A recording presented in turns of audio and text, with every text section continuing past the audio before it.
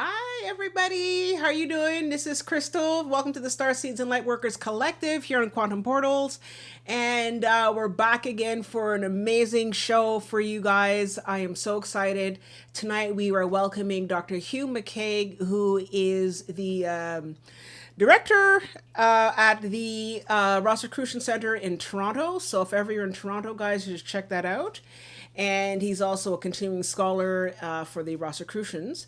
And tonight, marks part one in a four-part series of different aspects of the Rosicrucians. The Rosicrucians, as some of you might know, is a very old, I guess, an old sort of study of mystical wisdom. And if I'm not mistaken, some of it is also based on some of the mystery schools of ancient Egypt. So, and it has existed throughout the ages, and there has been a lot of growth and development, but its roots definitely lay within the ancient Egyptian mystery schools, which is actually quite interesting because a couple of months ago we had a presentation on the mystery schools. So for those of you, we're going to really find that quite interesting. And so tonight we will be focusing on the introduction as to what the Rosicrucians are and their significance, and especially in Western mysticism.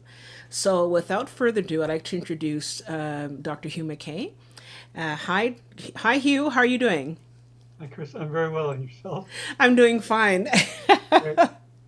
So, kind of like what I was saying, I obviously didn't give a really good introduction, but what can you tell people who are not familiar with the Rosicrucians, a little bit of a background and history as to the study? Yeah, for sure. Thank you very much. We can look at the Rosicrucian tradition having a traditional history where its teachings were gathered over the centuries. A main starting point is usually around 1350 BCE with the Pharaoh Thutmose III and the Pharaoh Akhenaten and Nefertiti and T and these mystery schools in ancient Egypt. And by mystery, they mean not mysterious, but more in the sense of being introduced to the mysteries in the ancient sense of coming into gnosis, into spiritual truth, firsthand direct experience. The Rosicrucians are a mystical order. The acronym after Rosicrucian Order AMORC is for Ancient Mystical Order Rosae Crucis or Rose Cross, translating the Latin into the English. And so mysticism has various ways to define it, but the Rosicrucians use it in the sense of the direct experience of the divine, the direct experience of the universal intelligence.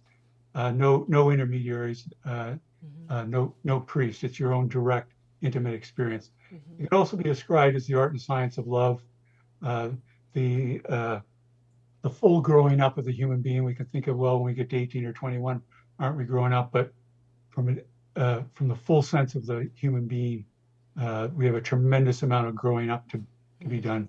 And there's ultimately, often you'll hear different stages of mystical unfoldment, the ultimate being the mystical union, where there's a direct and rapport with the divine within. Rosicrucians use the term master within to refer to our true divine nature that we're working towards growing, maturing, and being able to more increasingly reflect the divine within ourselves. I could go over and say a little bit more about history. Would you like me to do that, Crystal, now as Yeah, well? sure. Or No is that problem. okay? Yeah, and I know you're letting me know if there's questions along the way. Yeah. There's things from ancient Egypt and the mystery schools. There's various philosophers that are well known, like Pythagoras and Plato's and Thales. If you study ancient philosophy, and actually part of the Rosicrucian teachings, one segment is on the ancient philosophers. They would go to the mystery schools to learn, have the most profound teachings, and bring them back. We know that Pythagoras did that and brought them back to Crotona, Italy, for his school. There's also passages through time, like the Essenes, the great healers are associated with the Master Yeshua or Master Jesus. They're all different facets of that one underlying spiritual tradition that the Rosicrucian Order draws on. Over time, there's the alchemists, particularly thinking of the transcendental alchemists. But alchemy takes place on all levels. I know many of the people with us tonight are quite active in alchemy, I gather from what you're saying. Mm-hmm. But the idea of transmuting lead into gold, the idea of regenerating one's being, so all that one comes in contact, one helps regenerate as a service. So there's multiple senses of meaning. There's also, you can see in the Islamic world in the medieval period and later, they're passing these spiritual traditions through to the Middle Ages in the West, ultimately to the Florence was a great center, Marsilio Ficino and others. Later, we have in the 16th into the 18th century, the term Rosicrucian is getting used explicitly. Great figures like Sir Francis Bacon, Dr. John Dee, Michael Mayer, and others. I'll make some reference to them later in the presentation. Okay. They're helping promulgate the teachings, and there's the issue in the early 17th century of the three manifestos. Three later would come later through the Rosicrucian Order into the 21st century. But these were teachings that were deemed to be universal. They're used esoteric in the sense that they were more inward. If the person was deeply seeking meaning in life and they wanted to extend more on what they were finding through the exoteric teachings of various spiritual traditions. However, the universal teachings can be used to more greatly understand whatever spiritual background or cultural background one comes from. Wow. So, so if I understand correctly, basically, the start is with the ancient mystery schools in Egypt, and then so the ancient Greeks were the ones that brought it over, and because I know that the ancient Greeks were very much a lot of the philosophers that you're saying, very much studied in ancient Greece, and did their Yes. part to bring some of those teachings over to ancient Greece. Yes. In terms of, so that part I know in terms of ancient Greece, and it goes to Paracelsus in Europe, I think. Is that Certainly he's one of the major figures, and his more holistic approach to medicine and healing is very much part of the Rosicrucian tradition. Even today, there's various healing methods we learn about sending metaphysical aid, which we can do later in our session today. sure? There's also one thought with contact healing, with how the life force flows through the body. There's lots of Rosicrucian exercises that deal with developing the flow of the life force in the body. That contact healing is typically used with one's family, but outside with other under certain conditions. The absent healing or the metaphysical aid, it's something that's practiced daily and it can be done for anyone in need. But you know what? It's interesting because I didn't know this part about what you were saying about how there's no intermediary. So usually, for example, when you're in a church, you have like a priest, and that person is there to sort of guide you. Now, when we did our presentation a couple of months ago on the Egyptian mystery schools, one of the things that we discovered during that whole presentation was that there were a priest, if you will, not a Catholic priest, but a learned priest who has gone through the whole process of I think there's different segments within the mystery schools, and one of them is the death and rebirth.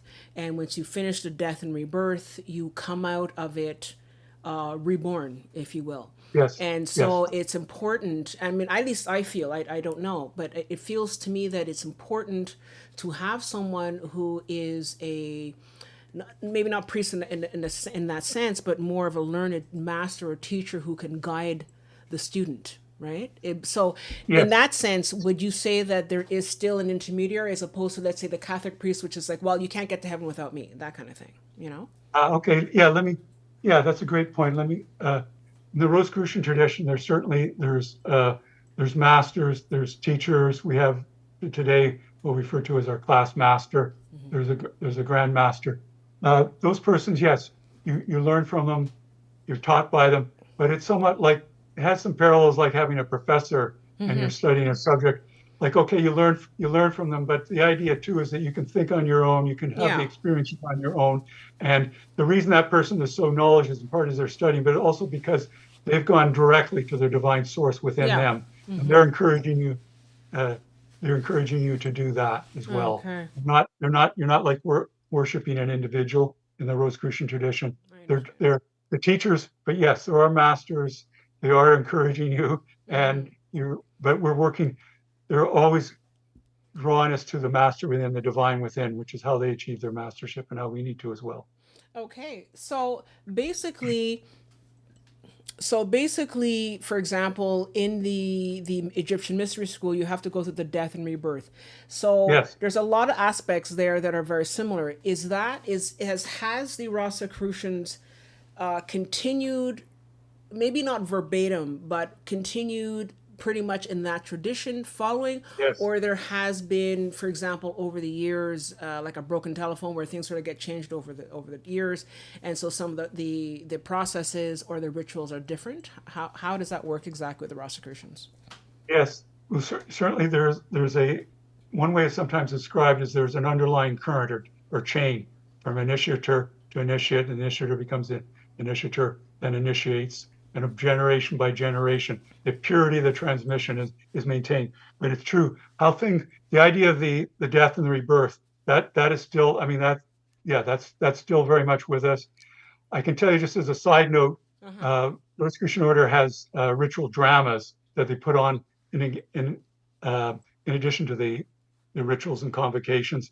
And one was on the Assyrian mysteries, where we reenacted the initiate or the Misty being led by the Anubis, the jackal god, the opener of paths, where they would brought to the sarcophagus and they would be raised, rebirth.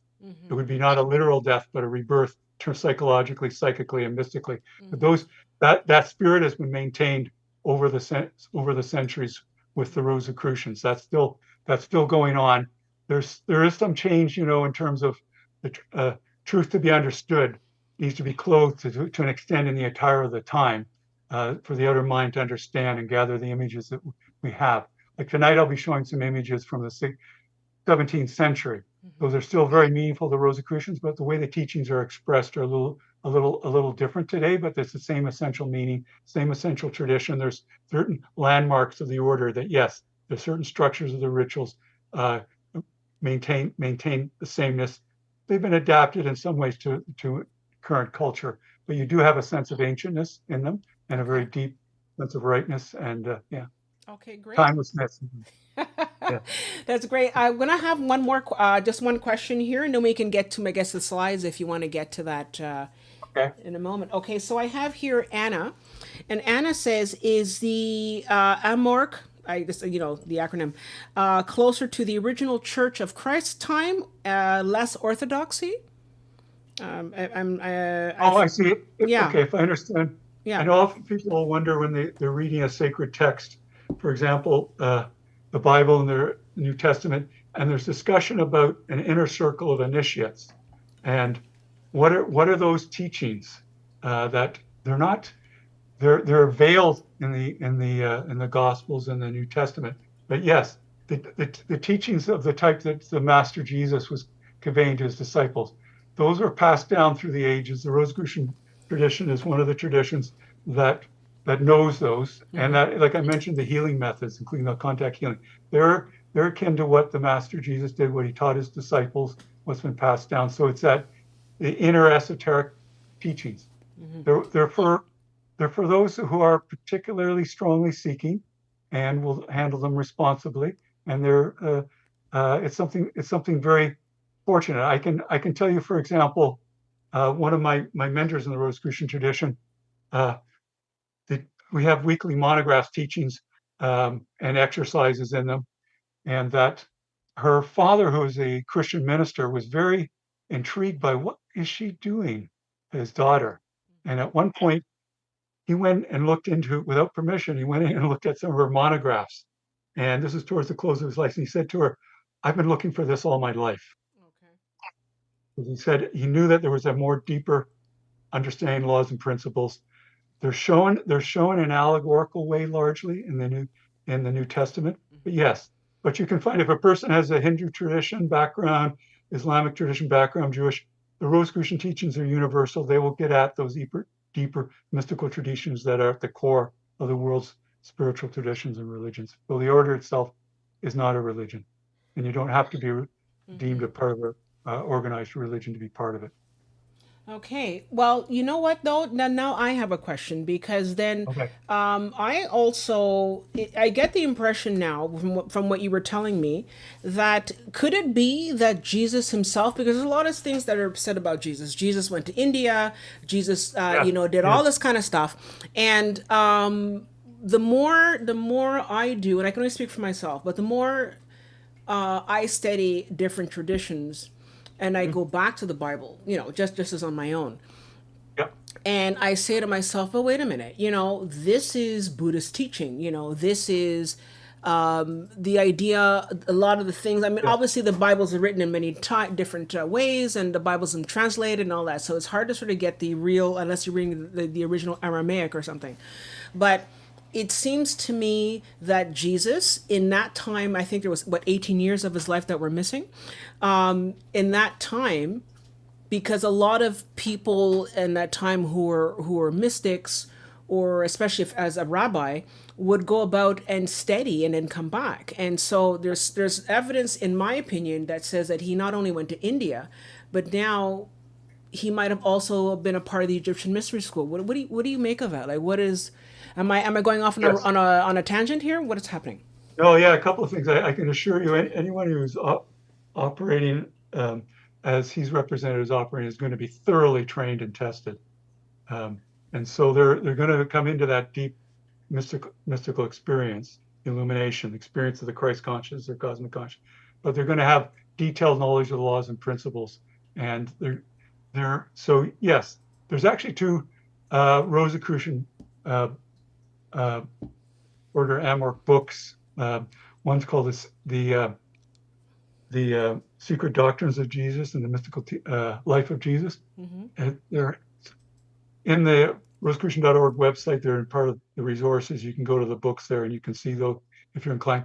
There's also another aspect of this is that these texts traditionally had uh, commonly they had multiple senses or levels of meaning, and there's the literal text that many people are the literal interpretation. Like you take Jerusalem, like it's the city, it's the geographic place. There's sort of a historic level, like the various things that occurred in Jerusalem associated with various holy figures. That's why it's important to uh, at least three of the world spiritual traditions. Then there's also a moral, a tropological level of Jerusalem, like the faithful soul, a virtuous person. Then there's the anagogical or the mystical level or interpretation, which for Jerusalem is the heavenly city, the experience of the Christ consciousness, the experience when Master Jesus mentioned about the kingdom of heaven is within you. That's the anagogical. So when you each of those levels, some of them apply, some of them don't apply. You can see early mystics of the Christian tradition are talking about them. I could say more about that, and they talk about being initiated into the mysteries, which they were bringing into Christianity. Mm-hmm. Um, but the part of this is that with mysticism, the emphasis isn't, and Rosicrucian Order, the emphasis isn't on any particular personalities Mm-hmm. because you're going directly for that direct experience. One way uh, can be looked upon as one of the Rosicrucian teachers mentioned about you can view a variety of ways to view religions. I know one of my professors in religious studies mentioned, the etymology of the word, the origin of the word religion means to relink. That's very profound. We're relinking, reconnecting uh, with our divine nature or with Mm-hmm. the totality of all. But also, uh, part of it is that you can see founders of religions or various sects of they've had some mystical and psychic experiences, and they've used that to promulgate a new creed. Um, so you can think of yourself as a mystical student that you're coming into the direct experience yourself, Mm-hmm. and you'll experience what these figures experienced before you. Ultimately, that's what they're trying to help us with. Wow. Okay, so did you want to get on the Sure. yeah, and then we can sort of take it from there and sort of work our way through. Yeah. But just a little quick question, just a side note here. Yep. What is the place of women? Because I remember seeing that actually in the mystery schools, women were there, maybe not as much well represented, because often when we think about Egypt, especially, I think about a very, very male dominated, very, very sort of patriarchal. But from what I understand, women were definitely in the schools. Yeah, I don't know what kind of women they could have been. I guess they were maybe, rich father or something like that put them in a school. Where's the place of women in all of quite this? extensive. You can see Mm-hmm. with, for example, the mystery schools and the great movement with Nefertiti and T. These were royal figures, but they were very supportive of women. We know from scholarly work in Egyptology Mm-hmm. that women had a lot of legal rights Okay. in ancient Egypt. Yeah, in Egypt. Yeah. So there was reaching out to those who, yes, okay, we're dealing with pharaohs and royalty. They're viewed by archaeologists and historians as the elite in the society, Mm-hmm. but they're reaching out. They're reaching out to others that are seekers in a way. The way there's a mystical tradition is that you have to look inwardly, not their socioeconomic status, but what's their level of virtue, what's the motive, what's the quality of the person.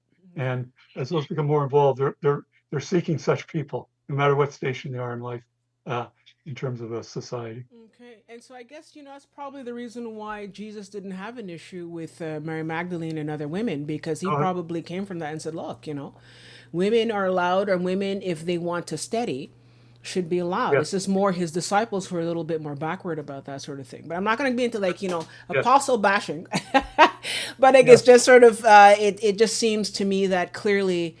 It shows that Jesus was definitely oh, born and talk about being yes, born again. There you go. But Jesus was yeah. born again.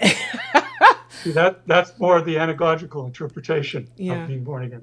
Yeah, I And I know. can mention here, as and for example, if we take the Symposium by Plato, having Hmm. studied Egypt, he also talks, in the dialogue there, it culminates with an expression by Diotam, uh, Diotima. She was thought to be, she could be a symbolic figure, but allegorical figure, but also I think she's based on actual women. She's based on actual women. Pre, associated with the priestess and prophetess of the Eleusinian mysteries are similar. She gave the most expansive expression on love in all of Plato's teachings, and Hmm. it was just as a woman initiate doing it. And what was her name again? Sorry, what was her name? Diotima. Diotima? Yeah, so she's a culminating figure in Plato's dialogue, the Symposium. Okay, Yeah. great. Okay, so I'll shut up now, and then I will now let you get to the slides. So Okay. take Thank it you. away.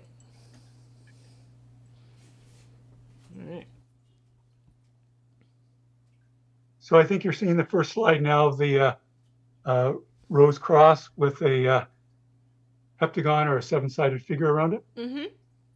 Good. This will actually lead us into our first exercise. Okay. One thing I mentioned, you'll notice there are various colors that are used in the rose cross, and it doesn't have a religious connotation as in terms of a religious organization. The cross has been used worldwide in a variety of different spiritual traditions, not just Christianity, and it predates Christianity even. The rose cross here is non-sectarian. It's not any religious tradition. It has the two poles, or uh, the horizontal bar and the vertical bar. They represent, in any manifestation, there has to be two poles come together for a perfect creation. And that can be in various aspects in our life. When things aren't happening, why aren't this going on in my life? We look to the two poles. Are they perfectly blended? We see that throughout nature. Like electricity to flow, it has to have the positive and negative charge so electricity can flow. That third point is where the rose is. That's like our Okay. what Rosicrucians would call our soul personalities unfolding.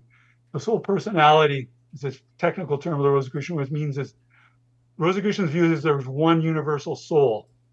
Each person has an undifferentiated segment of that, but to come into the realization of that, we have to polish the mirror uh, within ourselves, or our nature has to be polished by trials and struggles. And that's what the cross represents, trials and struggles, but also the coming together of two polarities for a new creation. Our finite nature, our infinite nature, our physical nature, our divine nature. This is like the growing and maturing in life is this like as the rose unfolding.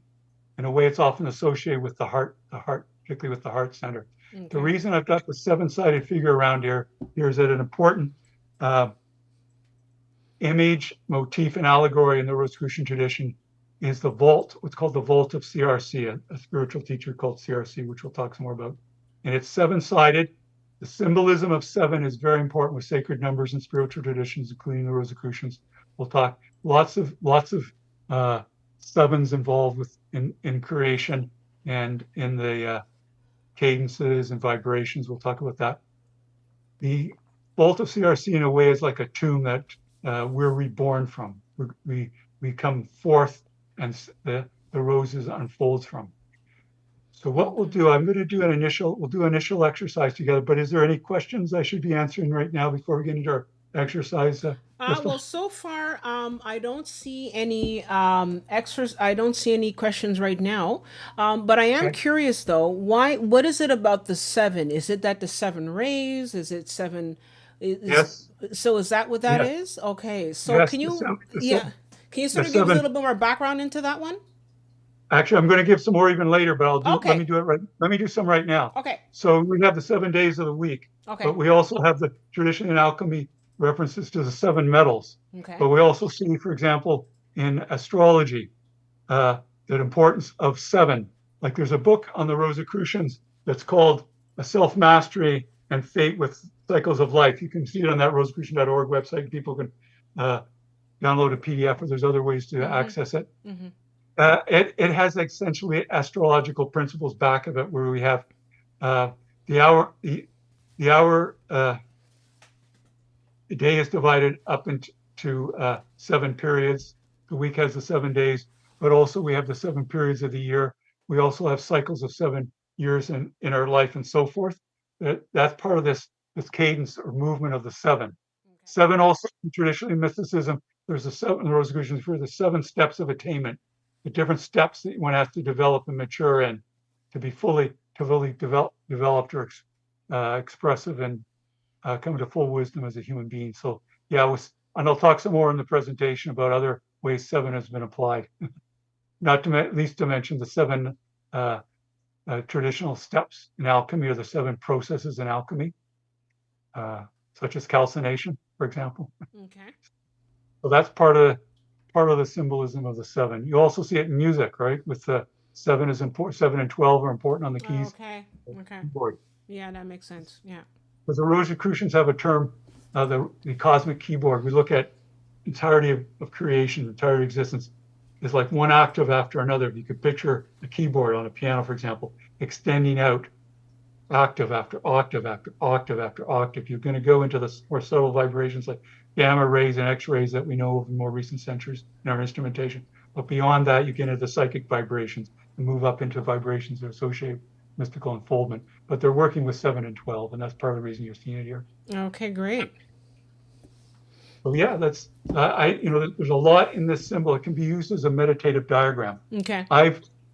The rose cross itself can be something to be used to contemplate, because you can bring it into yourself. In a way, you are the rose cross. The unfolding rose is happening as you mature and grow in your heart and mind. Okay. The 7 I put around it was, I've added that, but because it's an important symbol to do with the Vault of CRC and rebirth, I've placed it. So after we've taken a little bit of time, I'm going to stop the share, and we'll do a basic important Rosicrucian exercise. Okay. And so I'll stop share now, and I invite people to close their eyes. Okay, great. And just close your eyes with me. I'm going to do this exercise with you. Okay. And this is what the Rosicrucians refer to as the overall exercise. Now, it's been adapted and brought into various traditions, and I think many people will be familiar with changes and adaptations to it. Some call it the body scan. This is different than the body scan, but it's similar. Where we're going to close our eyes and just take some, what Rosicrucians refer to as some deep neutral breaths that are comfortable. So don't hold the inhalation or hold the exhalation. These are you do as you wish, but these are my suggestions to you. So feel comfortable to do what you feel best to do, but just enjoy the gentle incoming and outgoing of the breath.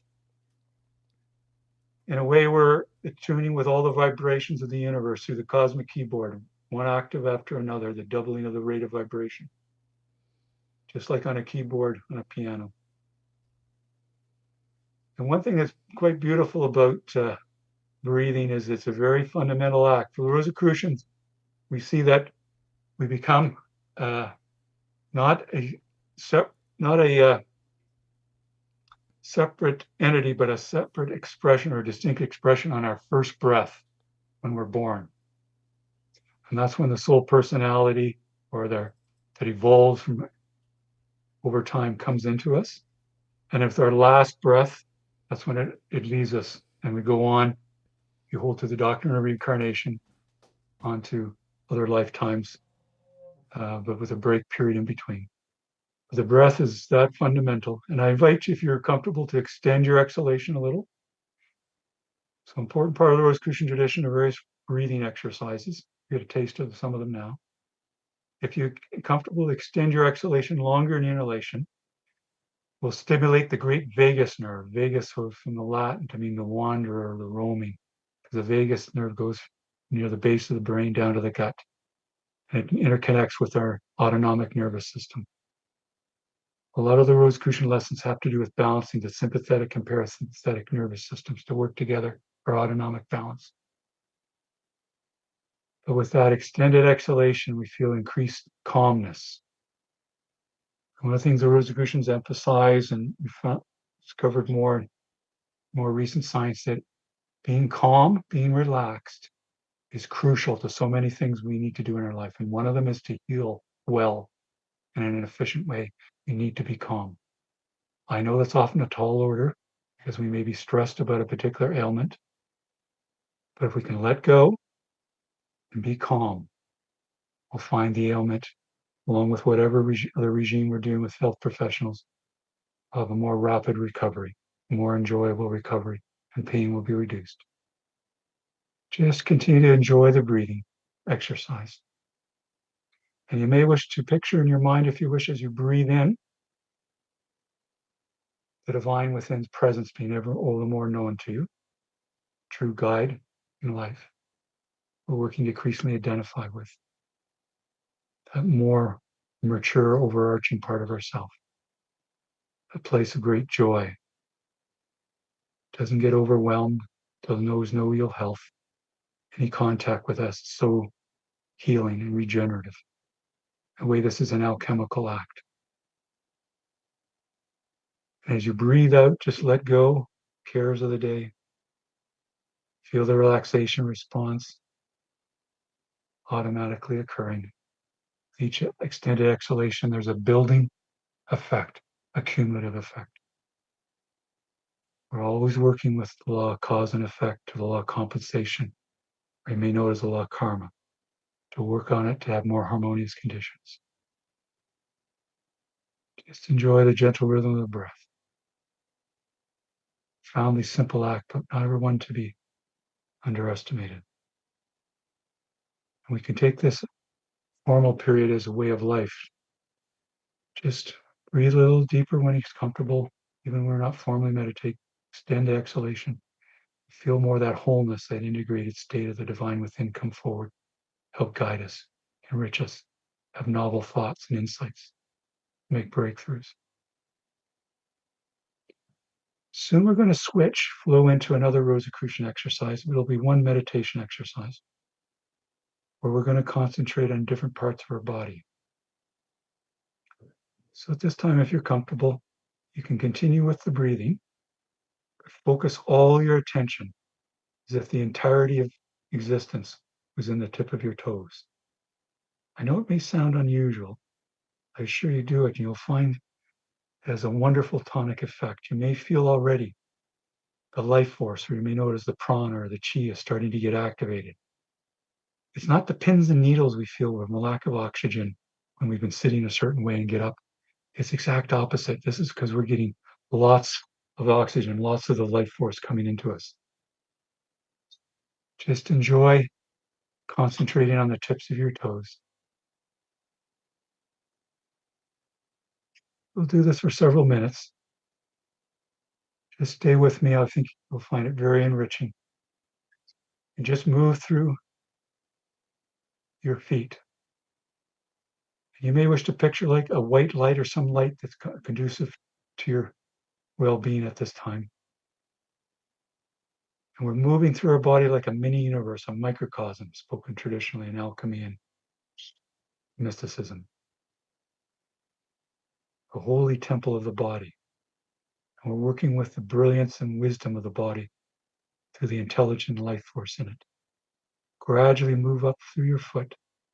And you may wish to picture all the cells and even all the electrons and protons and neutrons and the atoms and molecules, the cells, the RNA and DNA, all this wondrous system and order.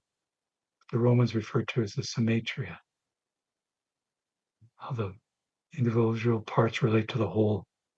Can move up through our heel, our ankles, lower part of the leg. Just keep moving up, enjoying the enrichment, enjoying the calmness. Gradually up towards one's knees.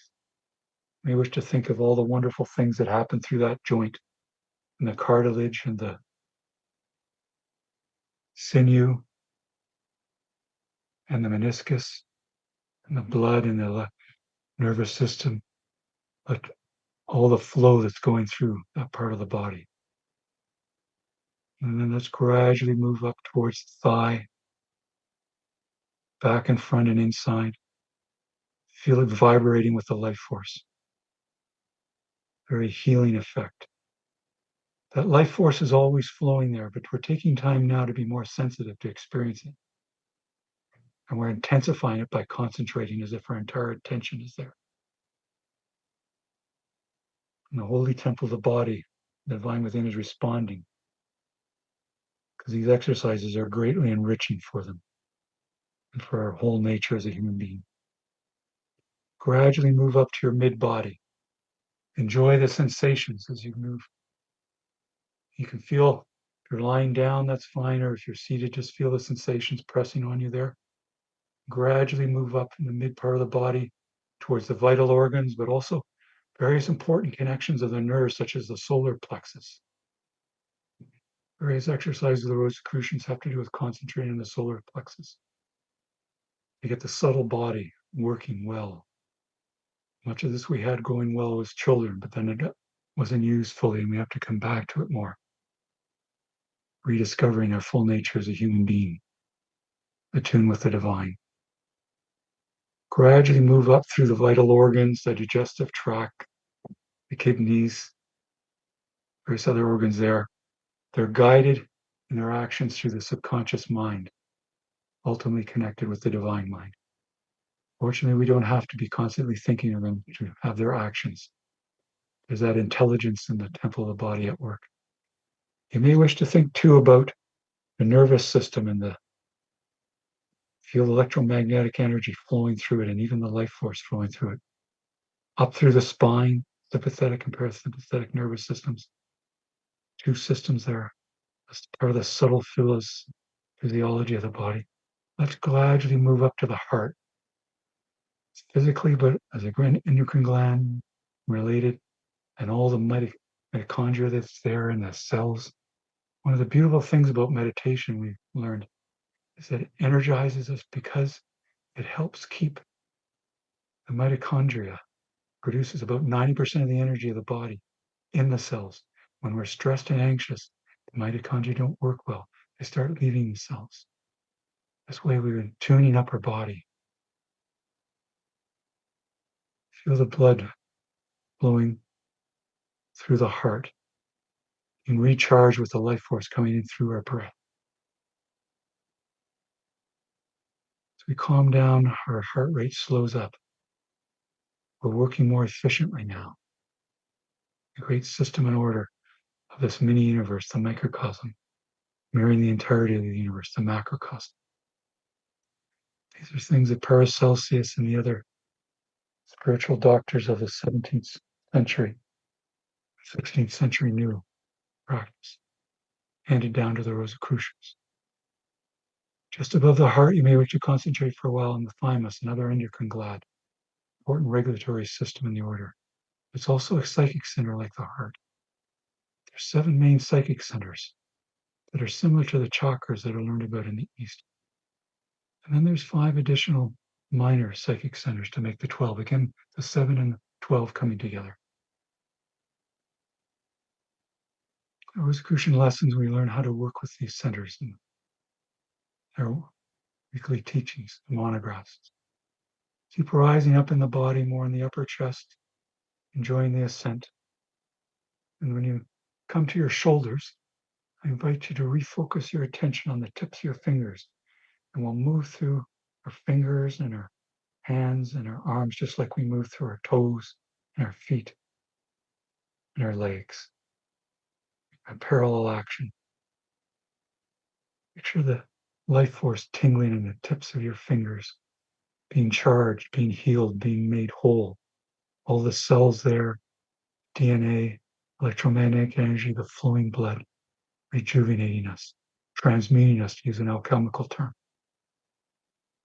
Gradually move up through the fingers to the knuckles, the back of the hand, the palm, the thumb, into our wrists, the lower arm. Put all your attention there. Feel the regenerative effect. In a way, we're moving from the lead to the gold, refining alchemical operations up to our elbows, the joint there. Thankful for the extra actions and mobility that allows us to achieve our purpose and mission in life. Up into the upper arm, biceps, towards the armpits.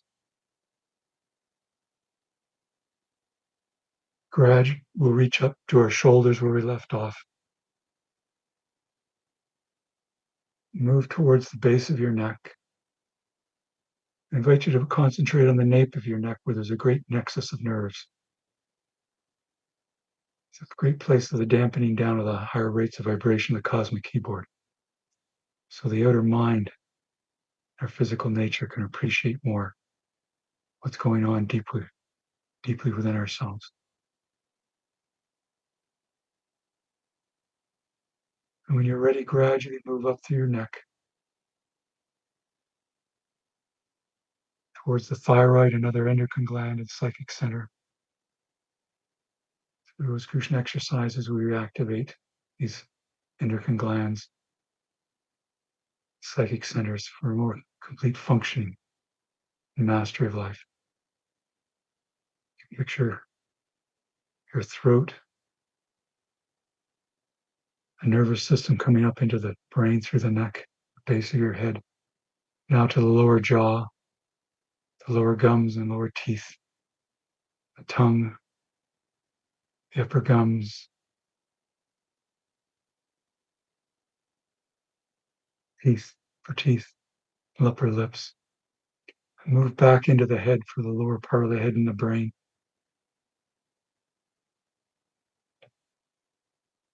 Move back towards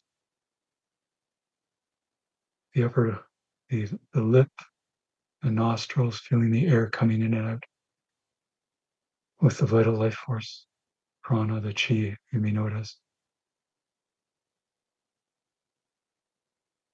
For a while, you may just wish to close your mouth and just breathe through the nostrils if it's comfortable for you.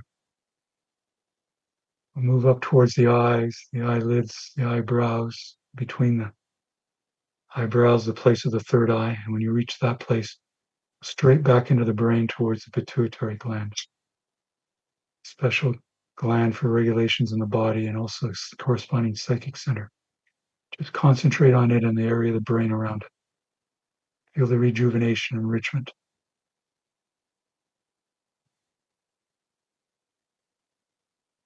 And when you're ready, go up slightly higher in your brain to the pineal gland.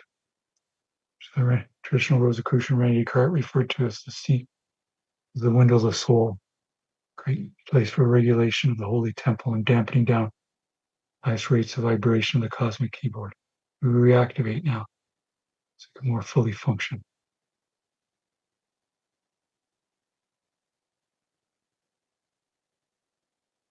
I move to your forehead, scalp, the top of your head. And I invite you now on your own. We'll go through a little quicker. Now you've got onto the process. Not familiar with it already. Focalize your attention back on the tips of your toes. And I'll say less now as we move through the holy temple of the body, moving through the feet. Feel the increased tingling and enrichment. Up into the lower legs, beneath, thighs, the mid-body, the lower part of the abdomen, chest and upper part of the mid-body, to the shoulders, and to the tips of our fingers, gradually through the hands, the wrist, the lower arm, the elbow, the upper arm, back at the shoulders, through the neck and the thyroid, the jaw, the mouth, the lower part of the head and the brain, the eyes, the nostrils, third eye, pituitary gland, pineal gland, the upper part of the brain and the scalp. And now in silence together, let's go through thrice folder, 3 times through, starting with the toes again.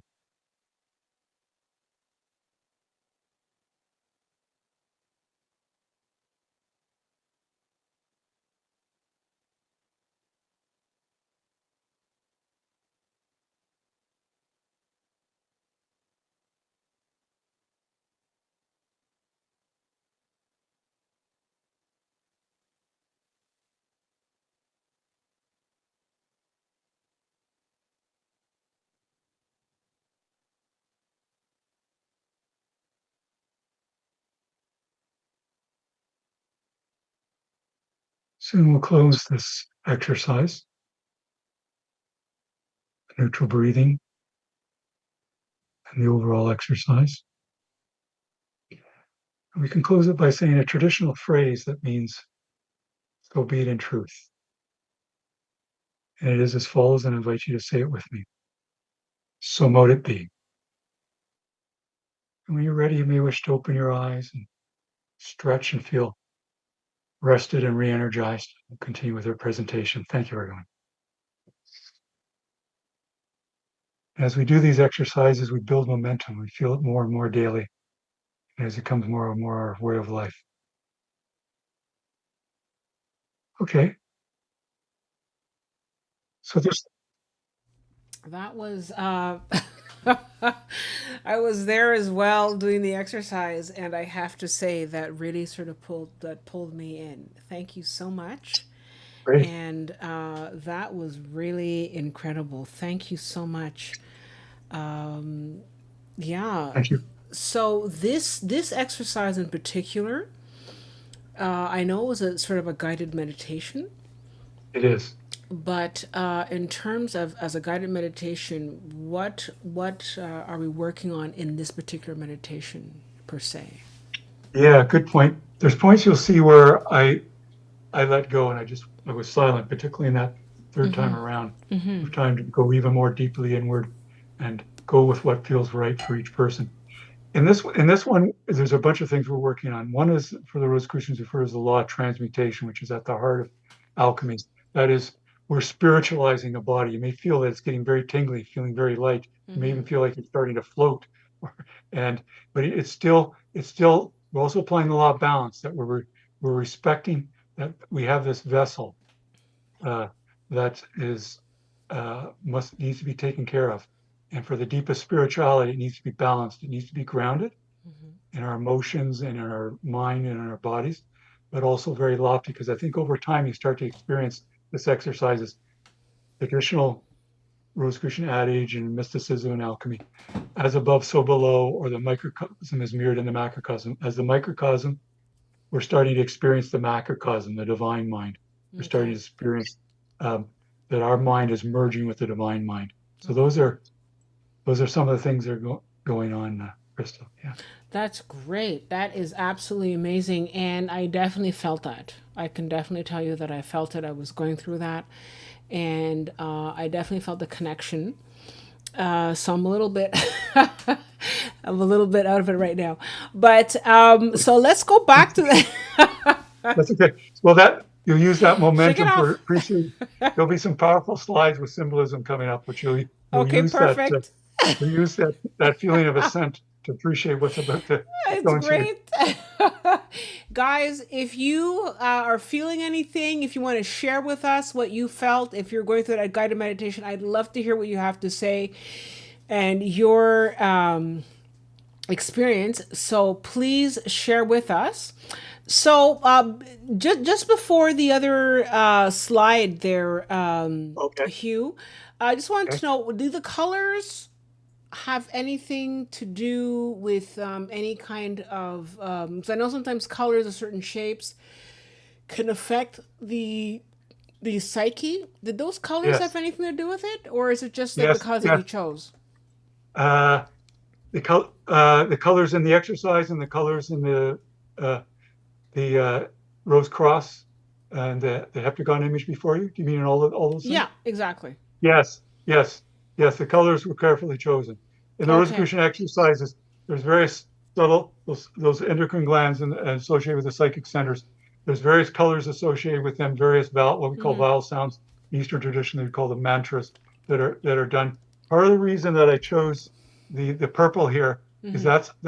that's associated uh, with some of the upper uh, psychic centers, Okay. and Is that one related to the association. chakras, for example? Like the color Yeah, purple is yes, related there's a to, parallelism. Yeah, yeah, okay. the psychic centers are a little different from the chakras, but there's a parallelism, and Okay. you And I and actually was yeah, meaning to ask, in terms of the rose, is the rose in yeah. particular, is it, did we choose a rose? Was the rose chosen in particular because it's as a flower, it represents something in particular, or is it just sort of just a flower and that's it? Why the Yeah, rose? yeah, the rose in the west has a lot of parallels with the lotus in the east. So the Okay. Rosicrucian traditions partake of the east and moves beyond the west as well, and we have members students in the east. But it's the idea of the unfolding petals are our abilities. The Rosicrucian teachings emphasize the bringing out of latent talents. When Okay. we go into more deeper spiritual understanding, we start to have understandings and skills come out that we didn't realize we had. They start to come out and get developed more. And we feel that maturing going on in our heart. And it's like the petals unfolding. As a rose matures and blossoms, it's like the human being and the human heart and mind maturing and blossoming, becoming more associated with the divine. Okay, great. So I think we have some more slides that we wanted to look Yep, at. Did you want to sort of yep, like yep. move on along? Okay. So I think you're seeing the ones of uh, the Vault of CRC on the right, Yeah, wow, there's a lot and going on here. What's happening? yeah, there certainly is. On the right here, this is the Vault of CRC. This is where we're going to open it up. It's a very important structure in the traditional Rosicrucian tradition, starting in the early 17th century. Over on the left here Mm-hmm. uh, is actually what's called the College of the Fraternity. And you'll notice it's way like a temple on wheels, and it has all these actions going on. In a way, it's an allegorical representation of the Rosicrucian Order, Okay. and the wings have to do with enter, flying, ascending, just like we did in that overall exercise, and we'll do in our meditation letter. We see here the Yad He Vahe, for example, up here, the divine connected. We also see various actions and vigilances and operations going on here, like, for example, healing. There's also, you'll see Noah's Ark over here on the mountain, which is associated. Noah's Ark was traditionally, and its anagogical or mystical interpretation was an meditation exercise. That is, just as the ark rises up the choppy waters, we have to let go of our wandering minds and choppiness, intentions of our day, and rise up and collect all the animals so our mind is collected and centered as one. So there's a spiritual operation uh, associated with with Noah's Ark, but also the symbolism of the mountain rising up climbing up the mountain, of course, is a traditional symbol for the Rosicrucians, but spiritual traditions in general for getting that high vantage point, that greater overview, that more mature perspective. So in a way, you see a representation here of the early representation, and here you can see in the Latin, of the Rosicrucian Order as it's being announced to the world. This is actually from Theophilus Squihart, is speculum or Sophica Rhoda Stoicaricum. So it's a speculum for a mirror, and it's drawn in 1604, but it was published in 1618. And the Fama Fraternitatis, or the renown of the fraternity, one of the main early documents of 17th century announcing the Rosicrucian order to the world, the Rosicrucians to the world. It dates from 1614. So I'm drawing in images that are close in time period. Like I know some of the people with us, maybe their background in art history. So in some ways, I'm working like an art historian here in terms of drawing. Now on the right here, sorry, go ahead. Go ahead if you want. Noticed that there's a lot, like it is very busy as a picture. It seems to be sort Yeah, of like rock and roll here. sure is. In terms of the shape of the building, Yes, I don't know, maybe I'm just channeling here, but there seems to be something about the shape of the building and the yes, wings. Now, very is much there so. symbolism happening in here with this? You want to just sort of run me through that? Yes, there's lots of things going on with the wings. Mm-hmm. Uh, part of it is Rosicrucians actually have the phrase "thoughts have wings." Okay. Like we can learn various exercises that Rosicrucians have to do with telepathy, for Mm-hmm. example. But also there's a sense of that when we receive a divine inspiration, it's like it's like this winged figure, the Mm-hmm. angelic presence coming into us, but it's our divine connection. I So see. it's that connection between the physical and the spiritual. Mm-hmm. And the idea was traditionally is also in various mystical traditions, they'll talk about the beating of the wings to mean that you're rising up. Rising up is not in a literal physical sense so much as in that you're raising up in the vibration, or you're attuning with finer and finer impressions to do with the cosmic mind. I see. And yeah, now the designer here, this was designed. This is in the Fama Fraternitatis, this early uh, great work of advertising in the disseminating description of the Rosicrucians, and it talks about a journey of a figure called Christian Rosencrantz. They found him in a tomb in a mountain. So we see the tomb in the mountain working in a variety of ways. This particular design is based on a contemporary designer named Jeff Hope, who runs the Museum of Lost Wonder. He's quite inspiring. I've got a link on this if people are interested in making this as a paper Sure. model along the lines that the Toronto Lodge of the Rosicrucian Order made. And in it, it mentions to open after 120 years. He's adapted in the description from 1614. It isn't highly detailed, so you have to use your imagination some to actually what it looked like. But there are some various important things mentioned, like it's a vault with 7 sides, Okay. for example. And Now, so, actually, yeah, just before we get there, I noticed in the yeah, picture, yeah, towards the picture with everything going on here is craziness, um, yeah. and in the middle of the picture, towards the left of the screen, if I'm not mistaken, do I see Noah's Ark there? Is that what's going on? Yes, that's Noah's Ark there. What's Yes, happening with that? exactly. What's Noah Well, doing in there? that's to do with a variety of things. One is that there was the idea that with Noah's Ark, there was the great journey, that Okay. humanity was being purified in the waters. There's the symbolism of the rainbow that's used in alchemy in various ways, but that there's that established covenant between humanity and the divine, or all living creatures and the divine.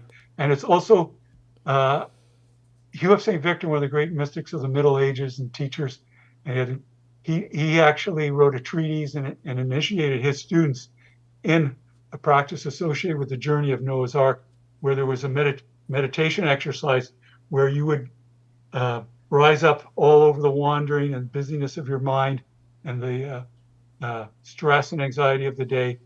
That's like the choppy waters of the flood, and you'd rise into the ark and gather together all your faculties, like they're shown all over these here as all human faculties. You'd gather them together like the pairs of animals, and you'd go together rise above the water and go uh, uh, go towards. He described it as the east, or the place of divinity. So it was like you could use the memorable story of Noah's Ark as a meditation exercise to go inward, just like you can use going inward in the Temple of Solomon to the Holies of Holies is going deeper and deeper within oneself. Okay. But is Yeah. there also because I'm looking at the picture here and I'm seeing a lot of Yep. references to technology. For example, the Yes. wheels, Yes. the wing. There's a horn in here. There's swords. There's people coming in out of pulleys and all that kind of stuff. Is there an aspect of technology that is to be referenced here or recognized Yes. in all Yes. Very this? You much want to so. go into that? Yeah. Sure. Sure. Well, a couple of things, and we'll see this when we open up the Vault of CRC on the other side. There's lots of things to do with the arts and sciences and technology. So the Rosicrucians have always stressed methods of healing, technology, the sciences, that in this balanced way, as you come to know the works of the Creator, you start to know the Creator and the divine back of the creation. Okay. Everything in the world is a sign and symbol. Also, um, the early, and Plato refers to this, but it's also in the Rosicrucian tradition, is that the technology comes from the Greek techne, the way, the craft, the method Mm-hmm. of the logos, Mm-hmm. it's the way of the logos, the Mm-hmm. way of the word by which creation was made. And we retrace that emanation out, like Plotinus talks about, the ancient Roman philosopher and mystic. You retrace your steps to the one original divine estate, or to be one with the one. And so Okay. all that, yeah. So there's also, if I understand correctly, a certain amount of reference to, I mean, for the lack of a better term, the mind of God. The mind of understanding the function and the functionality of the universe. Exactly. Because I think that there's a certain aspect of the Egyptian mystery schools where part of getting to a higher level of consciousness means that you're also understanding how the universe works, and it's not just about technology here on earth, but in terms of the Yes, technique, the whole workings of the universe, and exactly. it distills itself down into the third dimensional plane.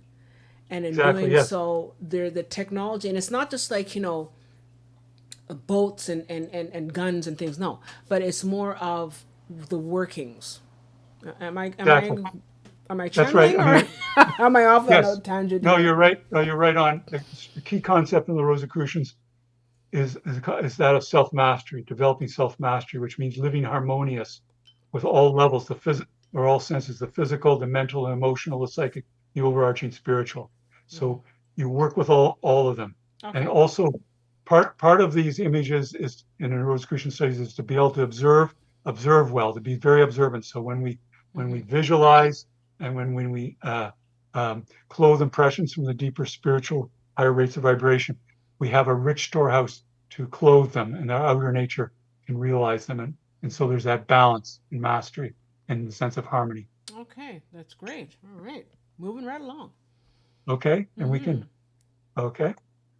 So this is where this small model, we actually made this at Toronto Lodge. It was cardstock folded together, and it was quite a process over a series of evenings, based over some weeks, because it was a bit like, as you worked on the model, you started to uh, take it inwardly in yourself. It was an act of edification, and that a lot of the words in our languages have a spiritual meaning behind them, like the etymology of to become edified means to grow up, to be spiritualized, but it also means to build. And we had that type of experience with it. So there was the opening here.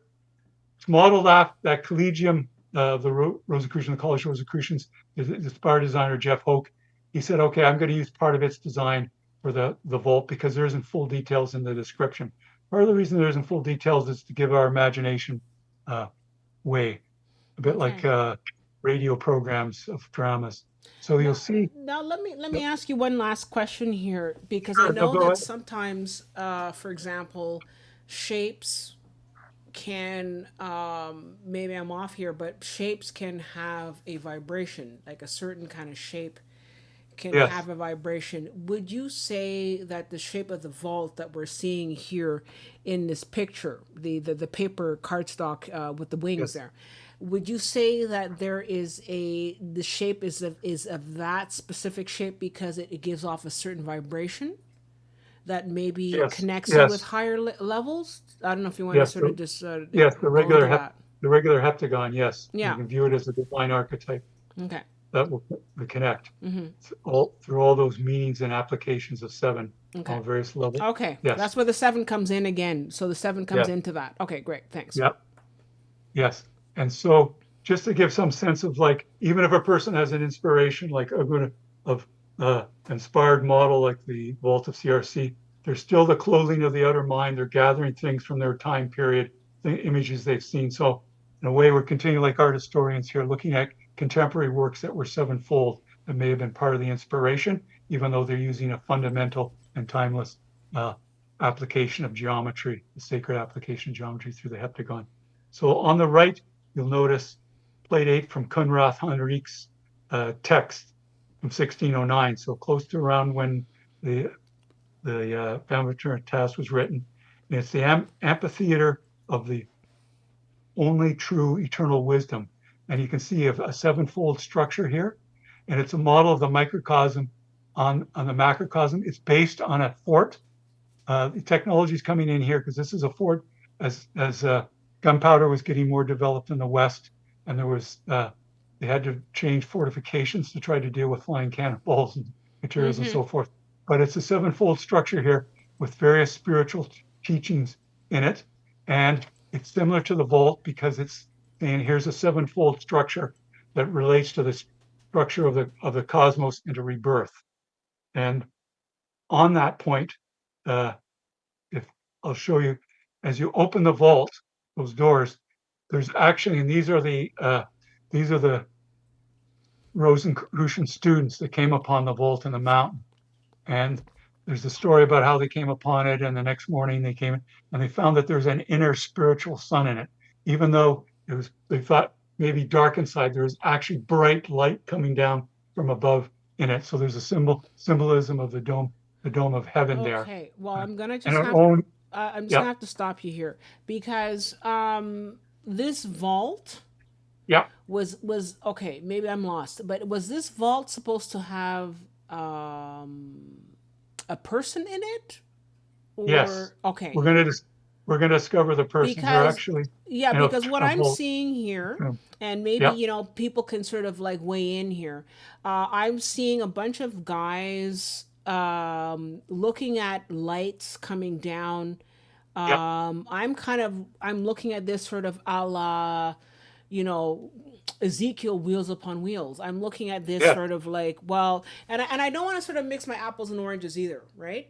But I'm seeing a bunch of men looking at these lights coming from the ceiling, and it seems to be, if I look at, there's like a round technological thing in the middle there. yes. It's actually Um, yes. It's actually um, several things going on there, but part of its function is as an altar, and actually beneath it, we're going to discover uh, the Christian Rosencrantz, the Rosicrucian master down yeah. below. Believe it or not. The only reason why I'm sort of bringing this up, and like I said, I don't like to mix my apples and oranges, but it's just sort of, it seems to be some sort of like high technology. And when I say high technology, you know where I'm going with this one. It seems to me, and that's why I brought up Ezekiel, because it's from the Bible, Okay. but Ezekiel talking about wheels upon wheels and this different technology. When you look at it and you interpret the story clearly, you're talking about higher levels of technology or alien technology. But like I said, I don't want to mix my apples and oranges here. But like, Yes. I don't know. I'm trying to look at this picture. Obviously, there's an artist's interpretation, so obviously this is not Yes. what really was. But can you help me out here? Like, Yeah. am Okay. Well, I what are we doing? Are we doing aliens, or are we doing, what are we doing? well, You know? yeah. I mean, that could be up to each Rosicrucian or each person to decide. Okay. But in terms of the Rosicrucian tradition, there weren't aliens in the literal sense. You're certainly dealing with uh, higher spiritual forces that we come to learn to Mm-hmm. through meditation. Okay. If I show you, maybe let me show you the next image because it'll make this one a little more Okay. intelligible as well. Because they're opening up this vault to Okay. read us in a way. there's a reactivation of the Rosicrucian order, because it traditionally it had a period of 108 where it was not as active, and it maintained its integrity through that, and then would reach out to the world much more for the next 108 years. And it was like this rediscovering the tomb of Vault of CRC, because all the teachings of the Rosicrucian order are said to be within here. That's what all these symbolic diagrams are. What is the C.R.C. Exactly here? Sorry, can you just explain that? Yeah, it means two. Yeah, there's a variety of things. One is that it's been taken to mean this initiate, Christian Rosencrantz. So it has in it like this figure, like the Christ. Okay, C.R.C. Christian Rosencrantz. And the Rose Cross. Okay. And the Rose Cross. Okay, I understand. But it also can mean the Collegium Rosae Crucis. Okay. So C.R.C. So it also means the overall organization as well as the individual Rosicrucian student and master. Now, I have a comment here from Anna, and Anna's just right on top of it, because this is exactly what I was thinking. I mean, especially for those of you who saw the, whatchamacallit there, the Raiders of the Lost Ark. But it says here, Anna says, almost like the Holy of Holies, the mercy seat and the Ark. I see it as an alien tech as well. And I'm sorry. I mean, I'm just going to have to be honest. I'm seeing, let's go back here. I'm seeing, if you look at the bottom of the altar, there's some serious geometrical patterns here. And then also around it, there's like the flower of life. There's a couple of things. I see the Archangel Raphael's name up there. And even though this is an artistic representation, I'm definitely seeing the Holy of Holies here. I'm seeing Raiders of the Lost Ark. I'm seeing, and I, look, anybody can sort of, weigh in here. The Ark, as much as it was a biblical thing, there's a lot of technology, there's a lot of alien technology in the Bible. I'm sorry. And you don't need to say sorry. I'm not disagreeing with you. No, I'm just saying for people out there who might be like, what? But like, I mean, it's not so much with you, Hugh. It's more about people who might be sort of like, what are you talking about? But like, I mean, the Bible is filled chock-a-block with alien technology, as much as there is a spiritual aspect. And I think that the Rosicrucians are definitely weighing in more on the spiritual. But I cannot help but look at this image, and see the Ark and see alien tech. Not aliens in the Aliens movie Hollywood sense. I think that there are definitely higher beings that have come down and have imparted this kind of knowledge. And the Egyptians definitely spoke of being in touch with these higher beings, especially after Atlantis. So we're going way out, okay? But I think that this has to be taken into account. I don't know. I can certainly tell you that, I think it's up to each, it can be up to each person. It's up to each individual, but. Yeah, but I can tell you that this is certainly dealing with the sort of the expression of the full teachings of the Rosicrucians. And it's being encapsulated here like a memory device. But also, yes, there's spiritual operation or energies going on here. You're moving up through the highest octaves of the cosmic keyboard that I referred to as well. So there's the full range of intelligence being worked with. Like the Rosicrucians refer to cosmic mind, universal intelligence, cosmic consciousness.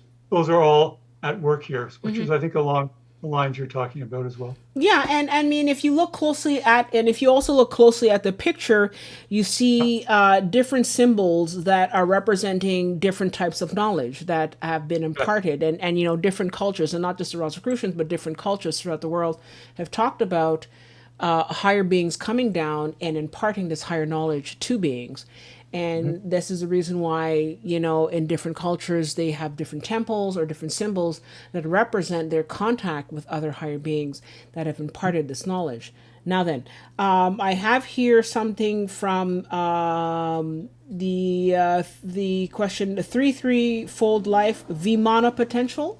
Now that's interesting. For those of you who know about ancient Indian mystical tradition, they'll know about the Vimanas. The Vimanas also are types of craft, and I don't want to sort of take this too far out and move away from the Rosicrucian aspect of what we're talking about.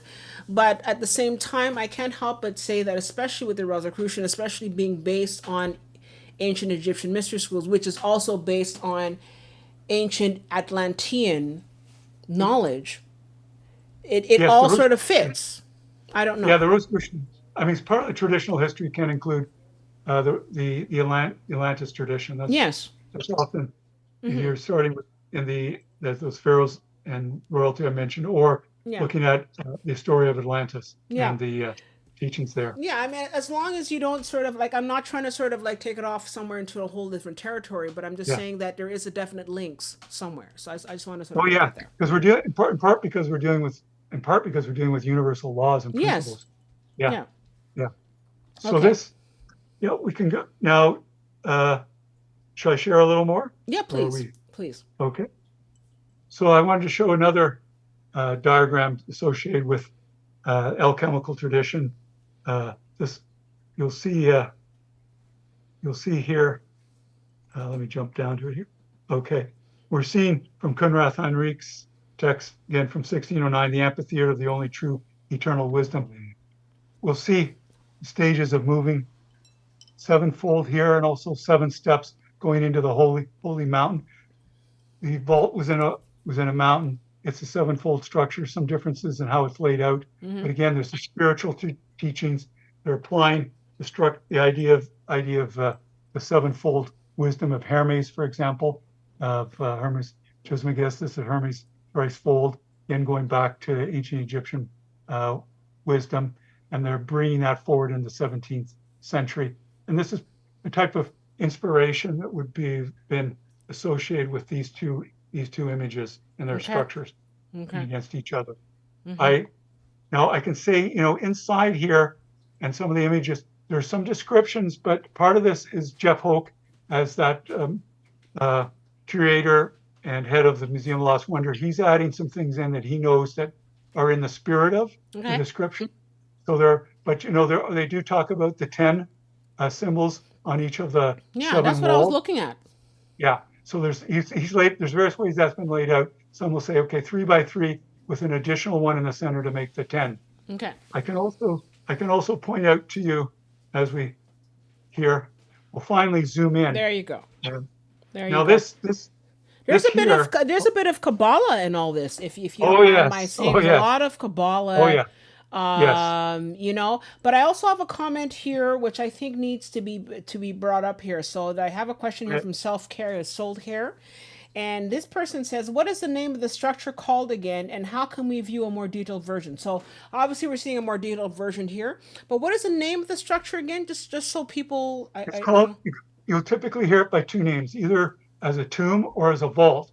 And the full name would typically be the tomb of C.R.C. or the vault of C.R.C. or tomb of Christian Rosencrantz or vault of Christian Rosencrantz. Okay, and the there you go. Christian Rosencrantz is connected with 2 other manifestos of the early 17th century, part of these 3 main manifestos declaring the Rosicrucians to the world and things about their teachings. Yeah. And, the fact that there is a definite, obviously, we're going to look back at it again, but in that picture, there's definitely a lot of Kabbalah, and that's high magic.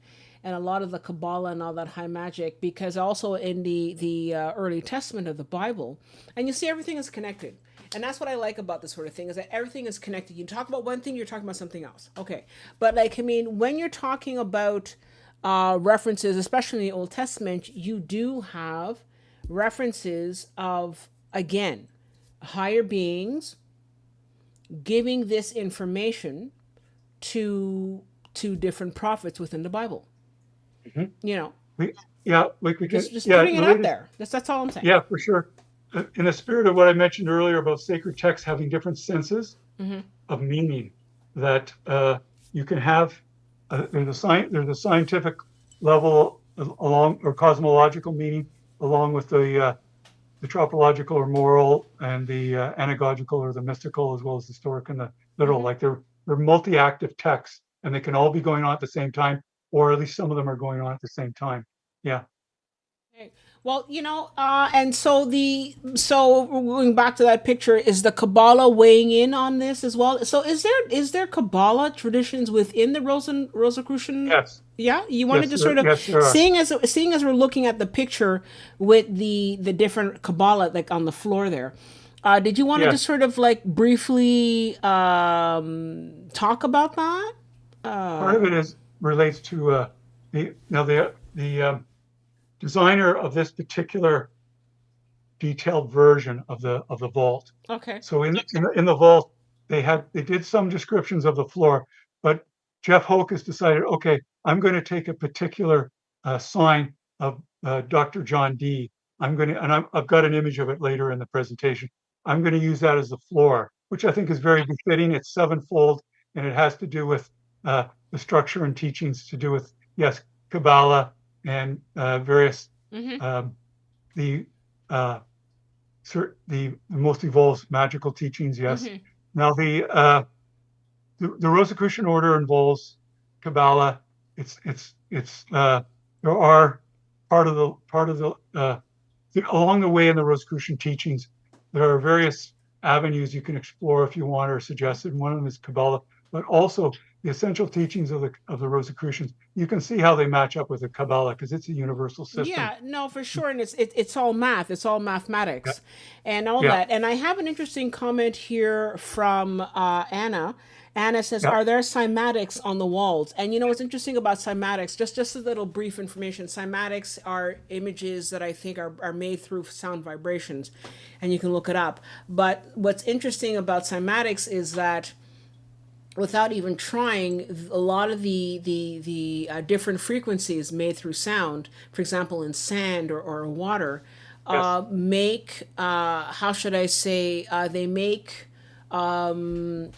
diagrams, or they make images that are, for example, related to different like the flower of life, or different types of yeah, mathematical diagrams that are found within the realm of life, like anything yes, that's produced at life. So again, this is what I'm talking about. This is what I'm saying about how there seems to be knowledge of all these types of cymatics, which is a part of that, whole yes, sort of sacred yes, symbols that yes. I are know. here in this. That yeah.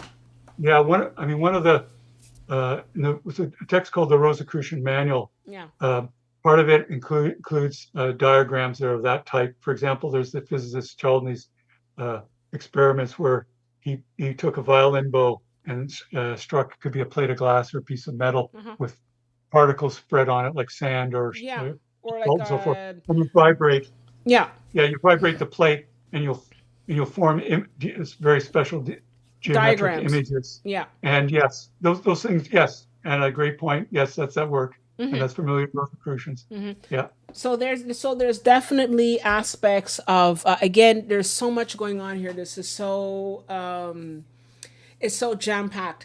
It's the fact that they're also, it's not only just about what's happening physically, but the physical is being affected by vibration, and that Yes. also goes back to the 7 levels of vibration.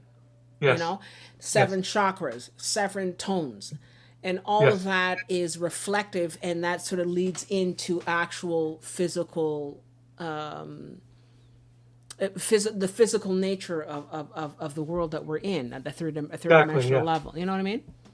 Yeah. The Rosicrucians have a traditional term called harmonium, which means Yeah.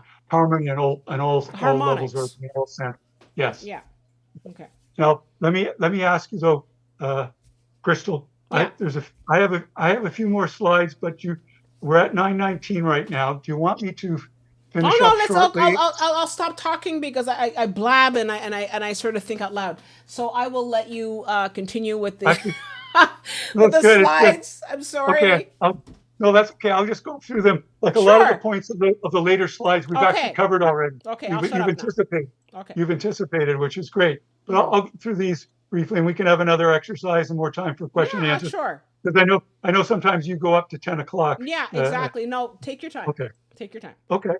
Okay. So let's take so on this particular image you know, in the altar in the vault, it mentions in the text, in the midst, instead of a tombstone, was a round altar covered with a plate of brass, and thereon was engraven A.C.R.C. Hoc Universa Compendium Unis Mea Supplicarum Fici. In other words, the compendium of the universe I made in my lifetime to be my tomb. See, very symbolic of this, as above, so below, the mirror of the microcosm, the macrocosm. So the vault and its altar are corresponding sacred diagrams, mandala-like forms, and meditation aids, among the other levels of meaning we've been talking about.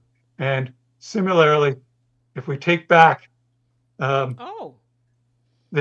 we'll find the round altar. That's Christian Rosencrantz. That's the Rosicrucian master. Okay. He has the book T with him, and that's very intriguing. The T is thought to mean Book of Immortality, or the T for Theos for the divine.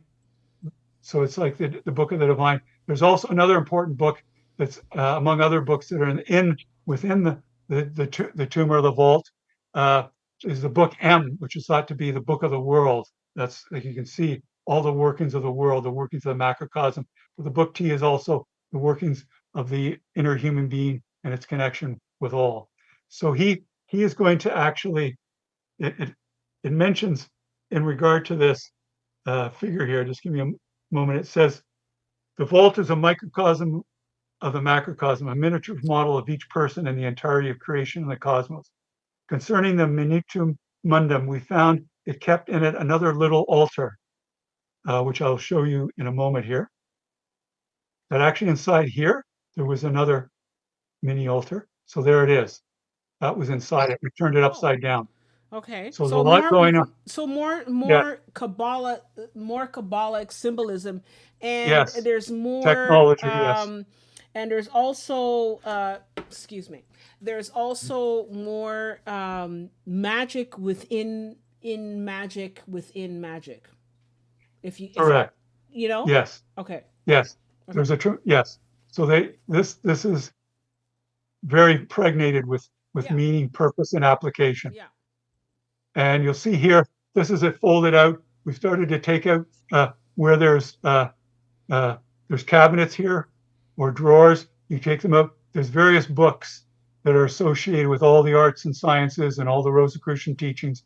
In a way, one of the uses of this was as a theater of memory, or a memory device, which I'll show you, a particular way that you can memorize the teachings of the Rosicrucians or whatever arts and sciences you're involved with.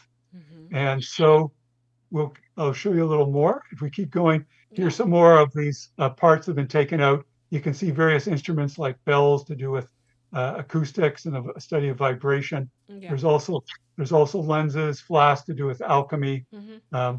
There's Paracelsus's teachings here to do with health, for example, we made reference to. It's packed. And related to this, you can see it all, bringing it all out in a way. This is like when you're a student in the Rosicrucians, you pass through the various degrees and the monographs. It's like you're passing through and being able to access the vault or tomb of Christian Rosencrantz. Okay. Related, and just yep. sort of just pardon me for blabbing yet again. Okay. Two things. One, this little paper fold out thing looks so interesting. Can people buy this? Like, can people? Yes, they can. This? You can buy. Yeah, you can buy it. There's two versions of it. One's a little larger than the other. Okay. Yes, you can buy it and assemble it. Jeff Hoke is this inspired artist designer. Okay. From California. You can go to his Museum of Lost. Yeah, we'll have to put his link below. I think we'll have to put his link below for that one. The link is in the resource. Yeah, it's in the resources. Okay, it's in resources. Okay, so guys, I sent out a link with all the resources for the presentation this evening. So just check out that link and then you can find it there. That's one. And then two, I've also noticed that there, and especially in the last, you can definitely see it in the slide here, but there's a lot of mention of the archangels. I see Aniel, I see Michael. You want to just sort of, why the archangels here? I mean, obviously we know about it in terms of the spiritual aspect, but what is it about the archangels that is important to have it, especially in regards to the Rosicrucians? What's happening here? That's okay. Yeah, that's something that's particularly emphasized in that time period with the Rosicrucians. The essential meaning of it is still the essential meaning is continued. Sometimes the way things are expressed are clothed in different terms, but certainly there's association with the mystical tradition, often referred to as Pseudo Dionysius, and the 9 orders of angelic beings, and that was a traditional way to ascend and have contact with uh, higher beings, but also come into deeper and deeper realization of oneness with all with the divine, which is the the purpose of mysticism, that self mastery and that full realization of consciousness. Yeah. So, you know what? It sort of goes back to what I was saying about the idea that higher beings, and it doesn't have to be extraterrestrial per se, Right? but there's definitely the idea that when you work on going through the different levels and you're working on yourself spiritually, you will, if I may, naturally connect with these higher beings, Yes. you know? Now, in parallel with that, too, in the Rosicrucian traditions, is reference to what sometimes referred to as visible and invisible masters, Okay. and they are in many respects essentially the same as these angelic beings. That Um, they're I have a quick question here from Anna. She says, "What is the mystic music being referred to on the picture? Is there mystic music oh here?" yeah, that this was a slide that Jeff Hope kindly provided for me, Okay. and part of what he's referring to is there was a in one of the big drawers there was instruments of music, but the mystic music as is music was traditionally the idea. There was expansive conception of music. You'd have instrumental and music of the voice, but you'd also have the music of the body, Okay. and you'd also have the music that would be the music of the body, be harmonious relationships of all the organs and systems in the body. But also there was the harmony or the music in our relationships with people and others. There was also the harmony or music in our relationship with our environment. And then there was the harmony of the spheres, the system and order and beauty of the cosmos. Mm-hmm. And then there was the divine music, the music of the angelic beings, you could say, of Mm-hmm. the Raphael, Michael, and the others, and Yeah. the angelic choir, but the system and order of the cosmos and its beauty. So that's part of what's referred to by the mystic music. And this music, sorry, one last thing. Right? I can't help it. One last thing. The music, Sure. apart from the voice, like la, that kind of thing. Yep. Uh, are you also making music within your body? Does your body also produce Yes. music at a different Yes. frequency that maybe can't be heard? Because if I Correct. say la, you can obviously hear me. But Traditionally, yeah.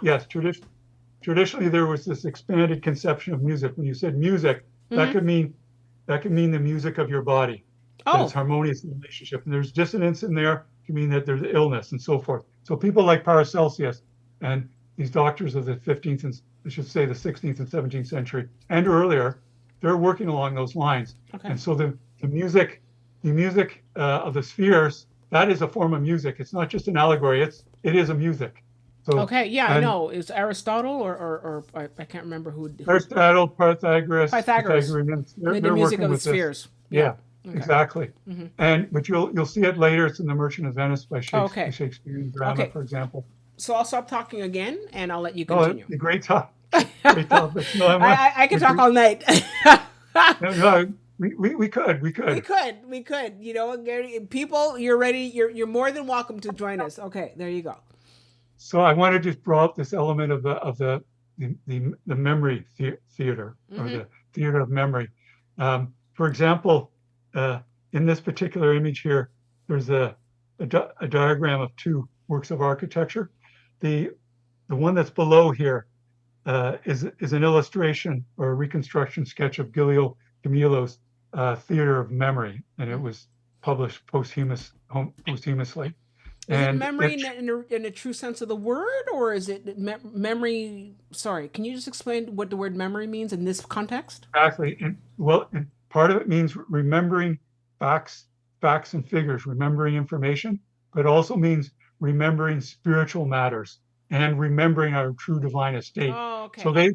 they would also, but they would, for example, you'd give a work of architecture here, and you would place in this work of architecture various things to do with teachings of arts, science, and mysticism. And you would walk through the structure, and as you come to them, you would remember what you placed there.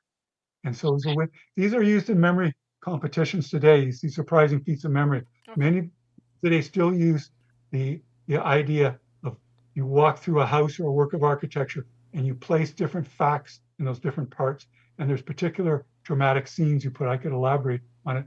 Up above here is for traditional Rosicrucian Robert Flood's book on the arts of memory. And you see there, he even has openings of doors and places where you can, drawers or openings where you can place things in your memory, like in the vault. So it's part of the meaning is this is a place of memory. You can remember all the Rosicrucian teachings, your spiritual teachings. It could be, as you're saying, from the higher beings passing on knowledge.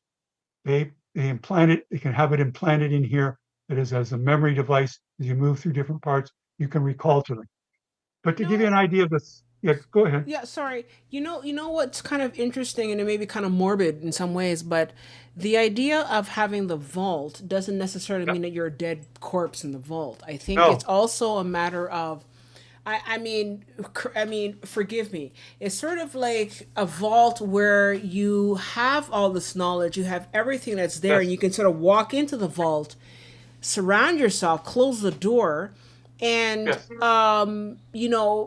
partake in that knowledge, partake in the geometry, partake in the resonance of what's going yes, on there. Because if you're doing your spiritual work within the vault, yes, if I may, acts as an incubator for exactly. the work, not only in It's terms of chant, but in terms of song, in terms of your body moving, making its own music, and that the vault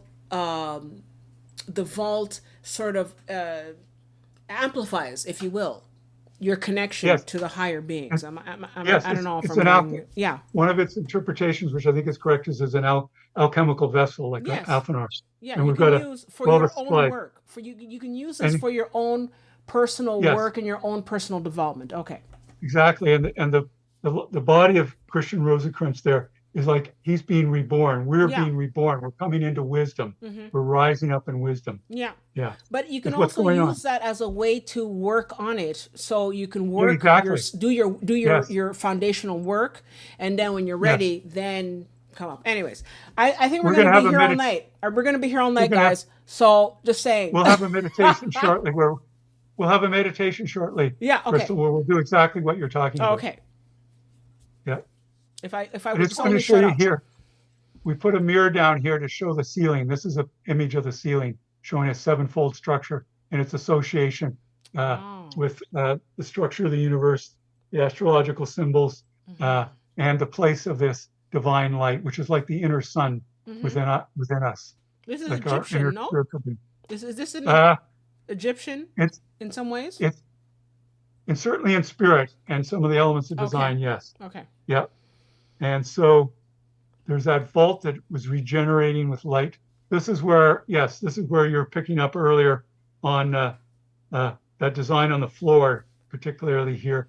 Jeff Hoke, which I think befittingly, he took the diagram of the Sigillium D Amethyst by John Dee. So he has this particular uh, symbol is associated with magical and spiritual operations. And it uses a sevenfold structure, but also a fivefold structure associated with the human, such as the master C.R.C. So Mm-hmm. that's where he got the inspiration to use that on the floor. But it's around the same time period. It's a little bit later. The Family Fraternitatis is a little bit later, but this is 16th century, this diagram here. So we have another, it's just so many things were going on at that time period in terms of diagrams of spiritual nature to do with sevenfold structure that would have resonated with those who were creating and describing, but also reading about the Family Fraternitatis and this vault structure. A similar one that you may be familiar with from alchemy Mm-hmm. is this one here, which shows an emblem by the 15th century monk Basil Valentine. And it shows the operations of alchemy as rays on a star of transformation, at the center of which is the face of the alchemist, like the master C.R.C. And you go through the different rays with the calcination, the dissolution, the separation. the conjunction, the fermentation, the distillation, and finally the coagulation in the seventh ray. And then the rondels of the rays are elaborate on each operation and their symbolism. Again, a sevenfold structure that relates the alchemical nature of Okay. the vault. Yeah. So, you know what? At the end of the day, you know what? A lot of what we're talking about does come down to alchemy. And it's not just when Yes. people think of alchemy, people think, oh, you know, turning lead into gold. That's like first of all, that I don't know about that. But that is a very, very small fraction of what being an alchemist is. An alchemist is about transmuting Yep. not only physical material, but of transmuting one's self, transmuting one's soul Exactly. into Yes. higher levels of being. So that's what Yes. so if we could just sort of cover a little bit of the alchemy in here, just sort of give a background. Yeah. So Yeah. small, Let me. short intro. Sorry. Yeah. Because we're going to be Yeah. here for a Yeah. long time. We're going to be here for a while, guys. So either you're going to stay with us or you're going to like see the recording later. But we're going to be here for a while because there's so much going on. I'm so excited. Sorry. Very good. Yes. Let me. So I've got a couple more slides that I can elaborate on the alchemy, but here, yes, you'll see. I mean, you see. Let me take a look at this. This is uh, this slide here. For example, here we have the Attunement. So we have the, the connection, with the seven. There's the seven planets, but also the earth, air, fire, and water, and the four elements, but also the quintessence, and the operation here of forming the elixir, or forming the distilled essence.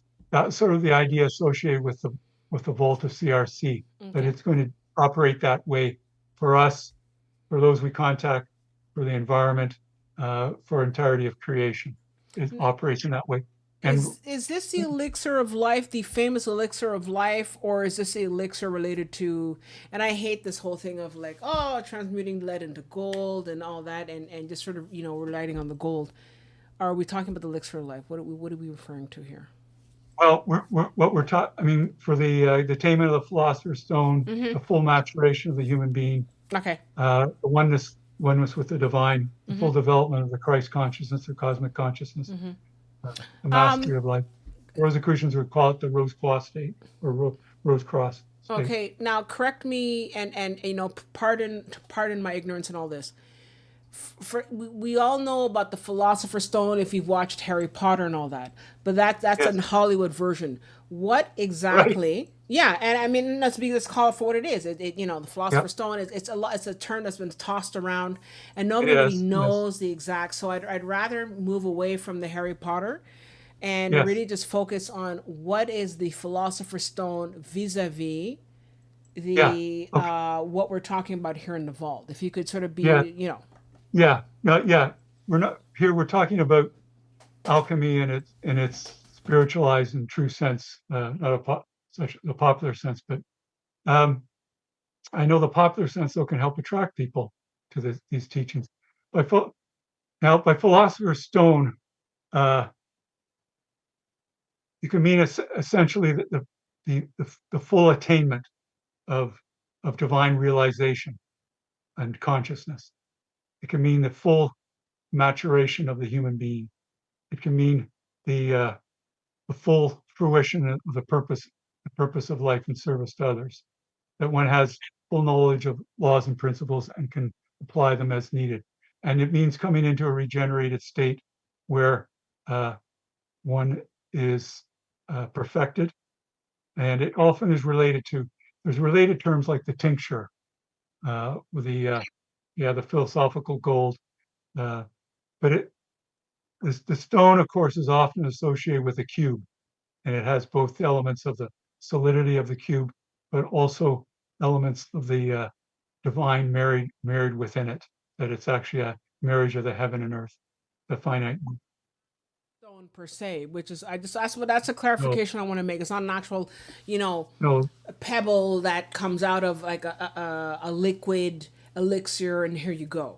No, no. But no. it's true in alchemy. There's the transcendental alchemy does have parallels with the physical alchemy. So there are things sometimes in certain distillations. There are things that parallel some of the allegorical statements, and there are with some alchemical operations that include both the physical and the psychic and the mystical, where there may be a particular tincture that has a healing property to it. You know, there's part of alchemy which traditionally have to do with great healing properties that did have a physicality as well as a spiritualized or a psychic vibration within them. Yeah. Okay, Should I great. share that? Yeah. Okay, so let's move to the next slide before I keep talking all night. Yeah. Okay. I've just zoomed in on the C.R.C. being reborn. You could say he with the book T, that the way we've been discussing.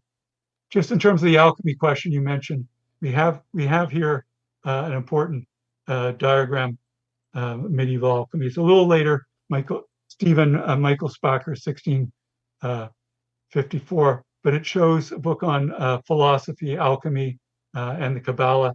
And you can see here that there's the 7 steps of attainment, the 7 steps or processes of alchemy, the calcination, some go through the coagulation, the tincture, refrigerator, earth, air, fire, and water, tying in with the zodiacal signs and also symbols of the 7 planets.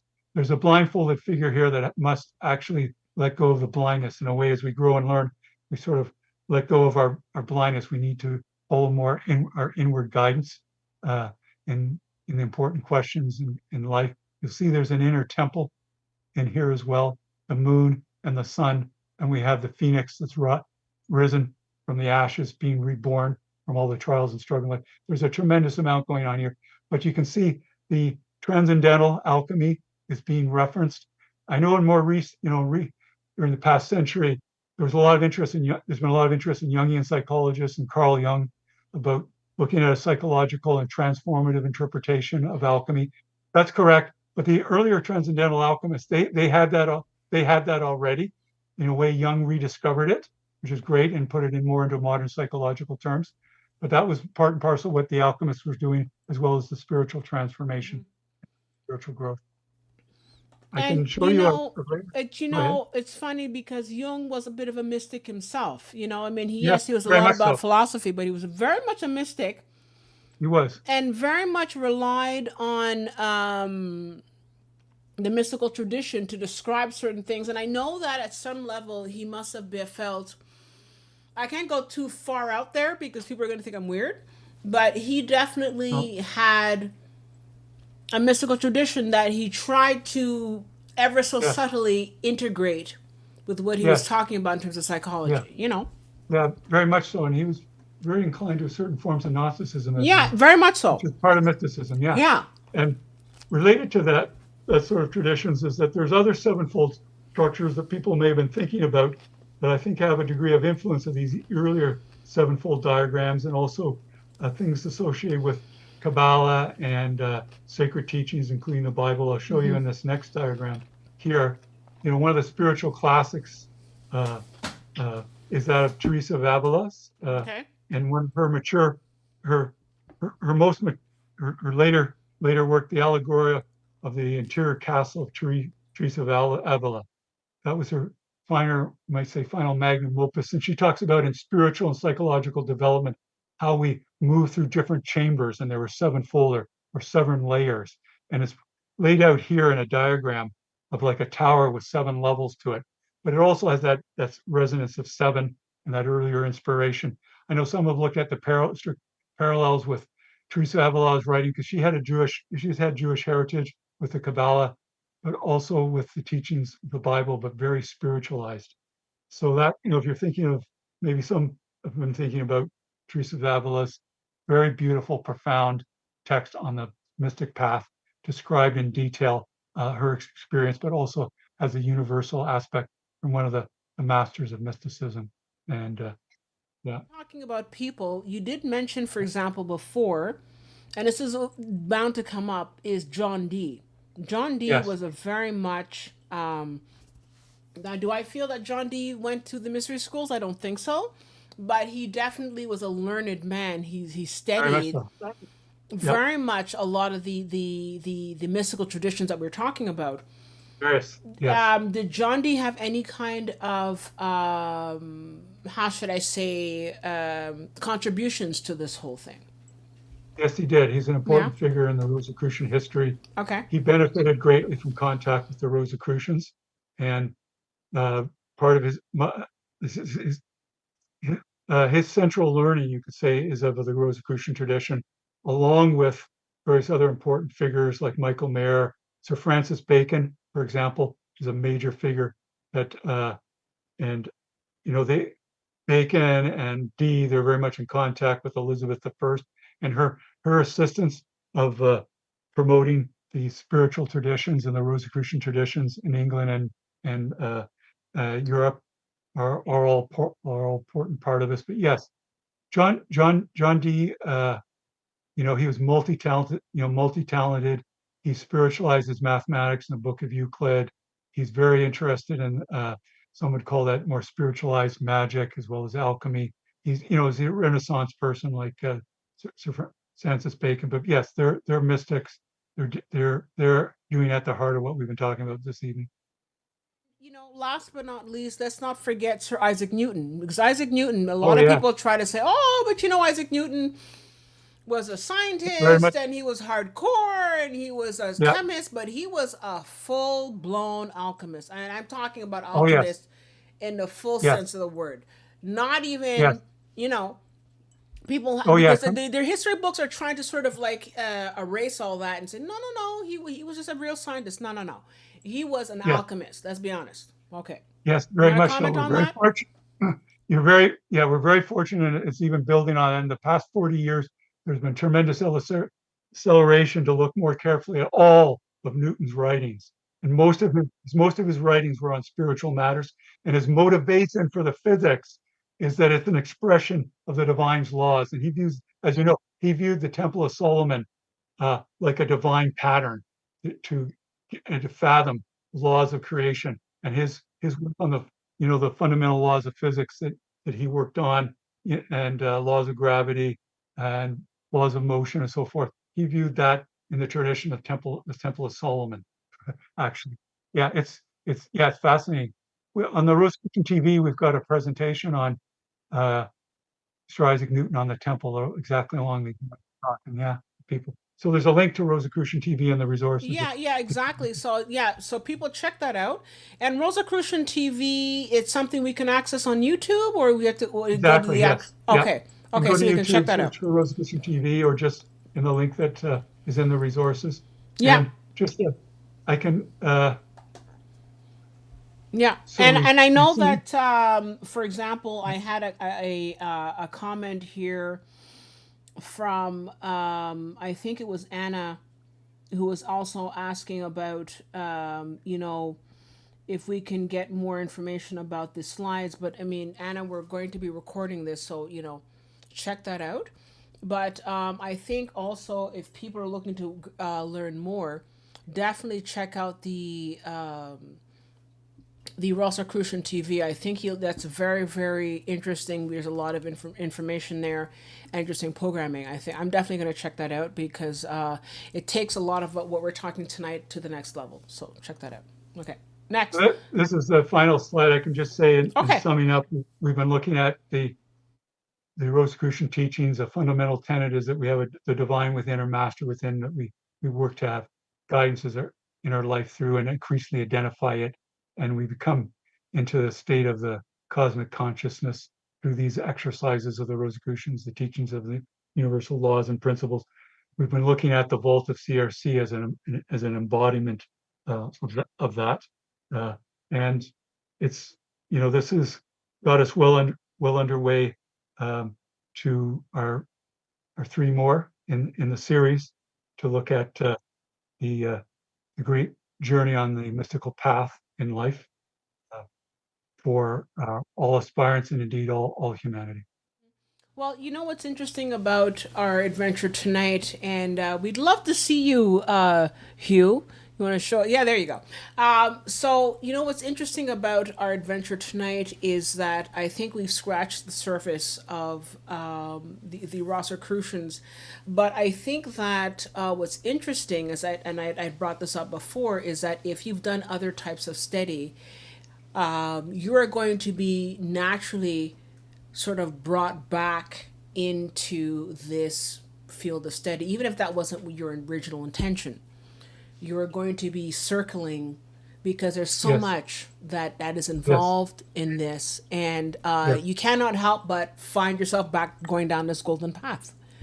You know what I mean? Exactly. Yes. Yeah. I know for some of the presentations on Rosicrucian TV have been to do with art, different art forms of sculpture of the world, and you can look at different spiritual traditions in the world. You can use Rosicrucian laws and principles to understand it, but also those traditions, why they did that way. Yeah, it has you get, in a way, the different spiritual traditions are different aspects of the same thing. You get a different vantage point, a different understanding, and a more comprehensive uh, filling in. And that's where I find particularly helpful the Rosicrucian laws and principles and the spiritual exercises which transcend space and time, uh, that you have that more universal perspective that you can then apply in the unique circumstances of your life. Yeah, and going back to the concept of the Egyptian mystery schools, and I know that a lot of people. I actually saw this recently. People using actual pyramids to more to enlighten, but also to reinforce some of the study that they're doing. I know that people are building. You know, you can go online and you can find, like, for example, pyramids made out of copper, just sort of like, simple pyramids shape made out of copper. And it's important to have the right calculations. You can't just sort of put it up and that's it. There's a certain calculation. So if you could talk about the calculation, but also talk about copper, because I think copper is very specific in terms of as a metal. But Yes. also, how does building, because I think what I wanted to sort of really focus on tonight is for people to use the information to further their own development and their own processes through the Rosicrucians or other studies that lead back to the Rosicrucians. Can you tell us about building your own pyramids with copper and the calculation with that? Yes, actually, it's interesting that um, I remember at various times the Rosicrucians have had. I'm thinking during this past century in particular, though, but they've had sort of kits or models that you could make, and they could be to do with alchemy, you could do with parapsychology, they could do with electricity and magnetism. But these things all help with the inner spiritual forces, psychic force. And there was one on the pyramid, and it used the same angle of the Great Pyramid of Cheops or Khufu, and you could do experiments to look at, uh, with plants or various other things that you would place under that pyramid with the copper. It was deemed a particularly good uh, conductor, and this is where, of course, some you refer to the sacred geometry that's involved. So that's something that uh, Rosicrucians know about. There's been applications of it. The pyramid is an important symbol, also as a place of initiation in the Rosicrucian tradition for uh, the mystery school initiations, and sometimes there's special tours of the Rosicrucians going into the Great Pyramid of Cheops or Khufu, and we do some vowel sounds and reenactments of the ritual there Okay. in various places. That's very special to the Rosicrucians, definitely. Yeah. And so for those of our members who are in Ontario, can they Yep. come down and take part in some of these rituals? Like, how does that work? And then my next question will be for people who are not in Ontario. They can, I guess, because we sent out the link to people to check out the resources for the. Right.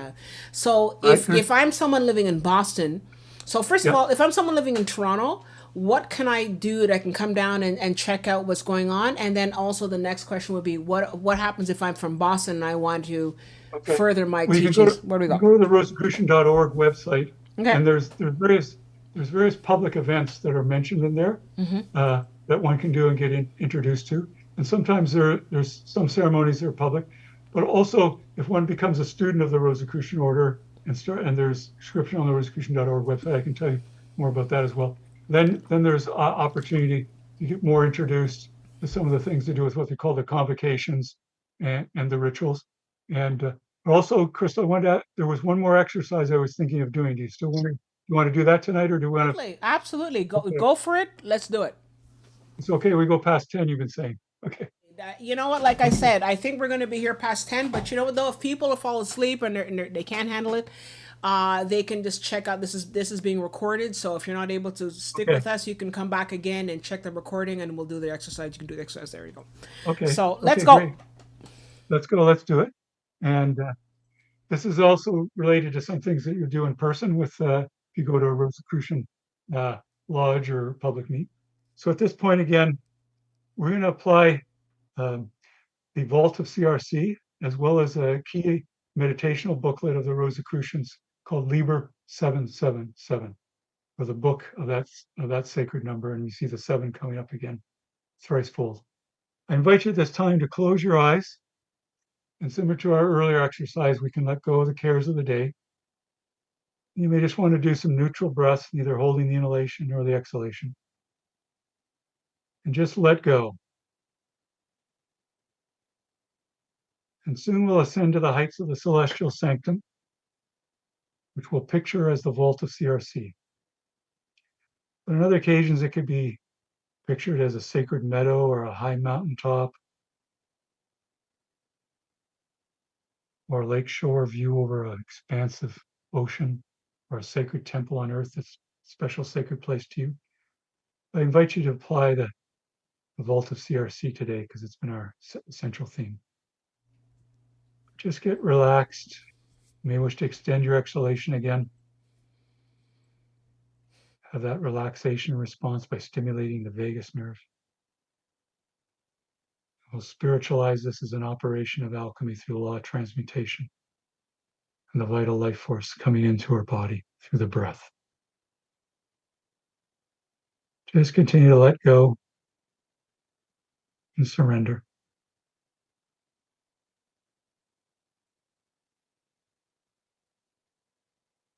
Feel the holy temple of the body being energized, recharged, rejuvenated by this simple concentration on the breath and extending the exhalation, as we did earlier. Now, soon we'll make a great journey to the heights of the celestial sanctum, the center of the universe, the center of our being. To do that, I invite you to say with me the following prayer and invocation that applies the law of purification. You may wish to repeat after me. May the divine essence of the cosmic infuse my being and cleanse me of all impurities of mind and body, that I may enter the celestial sanctum and attune in pureness and in worthiness. So mote it be. Now, let us use all our imaginative capacity and all our psychic faculties to picture ourselves rising up from our home or building or office, wherever we are, rising up, seeing the building down below, our home below, seeing now our neighborhood below as we rise faster and faster. Now we see our local geographic area or our town or our city and all the system and order, people, creatures below. Let us continue to rise faster and faster, enjoying the exhilaration of the ascent up over our county, even our district and province or state now. And let's keep rising up higher and higher over our great nation or country. You can see the weather systems below, the landforms, the river systems, the water systems. Let us continue to rise higher and higher. We can see it below us, the continent where we dwell, now even the hemisphere, and go higher and higher. And we see the beautiful blue jewel of the earth rotating about its axis, and we can see its beautiful satellite, the moon, revolving about the earth. Let us look up and we see the solar system, the beautiful elliptical orbits of the planets, and the great fiery ball of the sun, our local star. Let's go faster and faster, way beyond the speed of light as we transcend space and time and enjoy the exhilaration of the ascent, using great inner spiritual force. This is not the time to be passive, but use great inner strength to rise higher and higher, faster and faster, beyond myriad stars and stellar phenomena like black holes balancing the universe, quasars and pulsars, nebula, the interstellar web connecting the stars and the galaxies. Let us rise right out of the Milky Way galaxy, our local home, and look back at the great arm, part of its spiraling shape, rotating about its great axis, and let us look up and experience the great sea of vibrations, both physically and through our psychic senses and spiritually. And let us apply the law of correspondence as we rise higher and higher. As above, so below, we'll go deeper and deeper within ourselves to our divine within. And let us continue on this great cosmic journey past myriad stars and even galaxies and clusters of galaxies and clusters and clusters of clusters of galaxies known as super clusters of galaxies, and take in the stupendous view of the cosmos, the great system and order of the universe. Experience what the Rosicrucians refer to as the cosmic, which is the universal intelligence back of the cosmos, and all the natural and spiritual laws taught by the Rosicrucians and spiritual traditions that are operative throughout the cosmos in our mini universe, our holy temple body, throughout the macrocosm of the universe. Keep rising up higher and higher and sensing now beautiful music of the spheres, the harmony of creation, a wondrous music to which all art forms on earth seek to imitate. As we rise higher and higher, past all sentient beings, all forms of consciousness, feel the more and more the Christ consciousness, the cosmic consciousness enveloping us in the entirety of the cosmos. Go faster and faster, way beyond the speed of light. And we sense now this great cosmos, the universal intelligence back of it, is rotating about a great cosmic axis spoken of by mystics and ancient philosophers. When you sense this stupendous motion revolving about the cosmic axis, zoom with tremendous speed towards the midpoint of that axis. And when you reach it, slow up and be still and sense the great motion, rotation of the cosmos around us. A great system and order and harmony, a wondrous music of action. Let us dwell for a while applying the law of silence. Just continue to let go and let be. Feel the enrichment, being at the center of your being, the divine within, the center of the cosmos, the temple of the divine.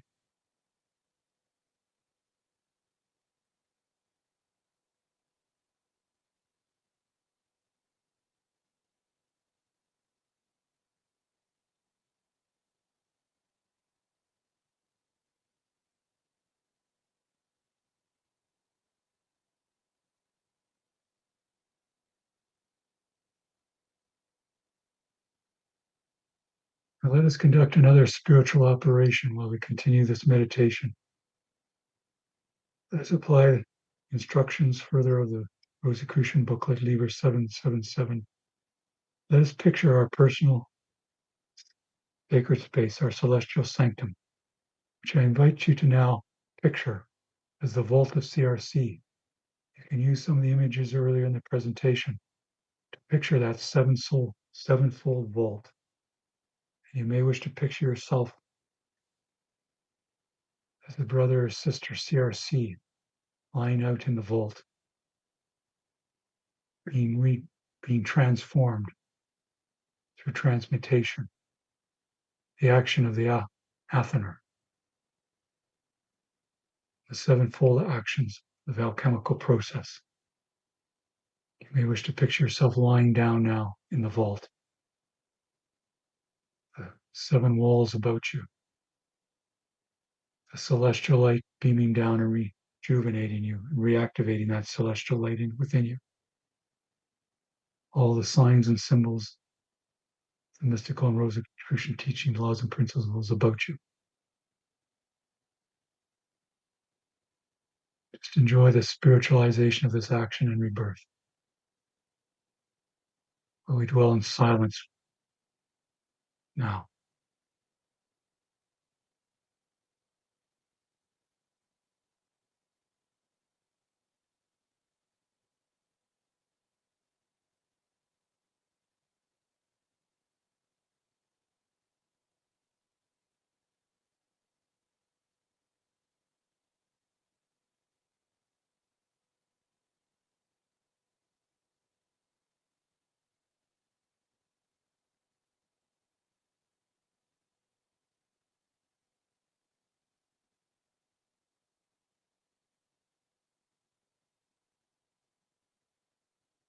as you increasingly feel the divine within.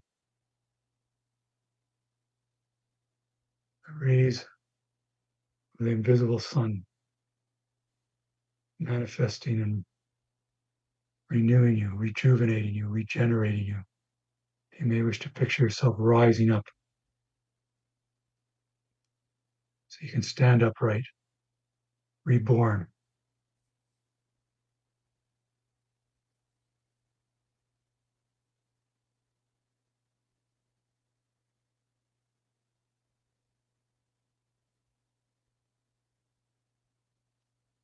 Spiritualized,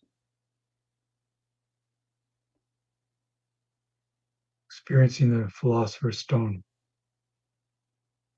the divine tincture.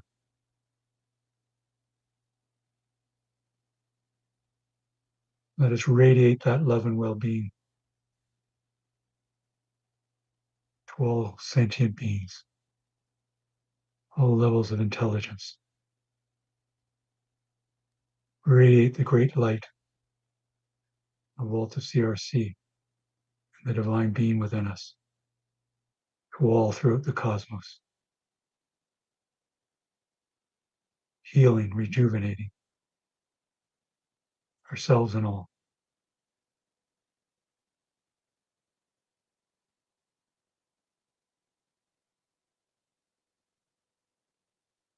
Drinking of the fountain of life.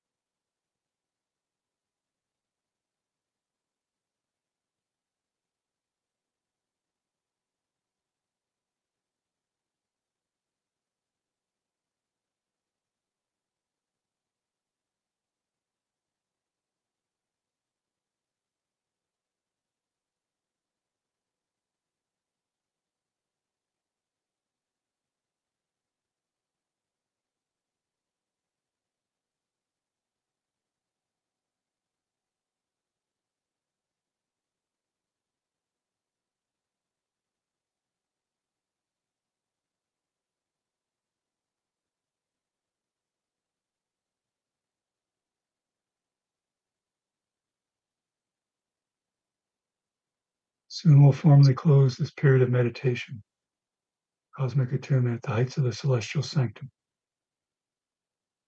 the Vault of CRC. But let this momentum gain now in the deep attunement with the cosmic continue with us evermore in realization. It's a way of life on the mystical path.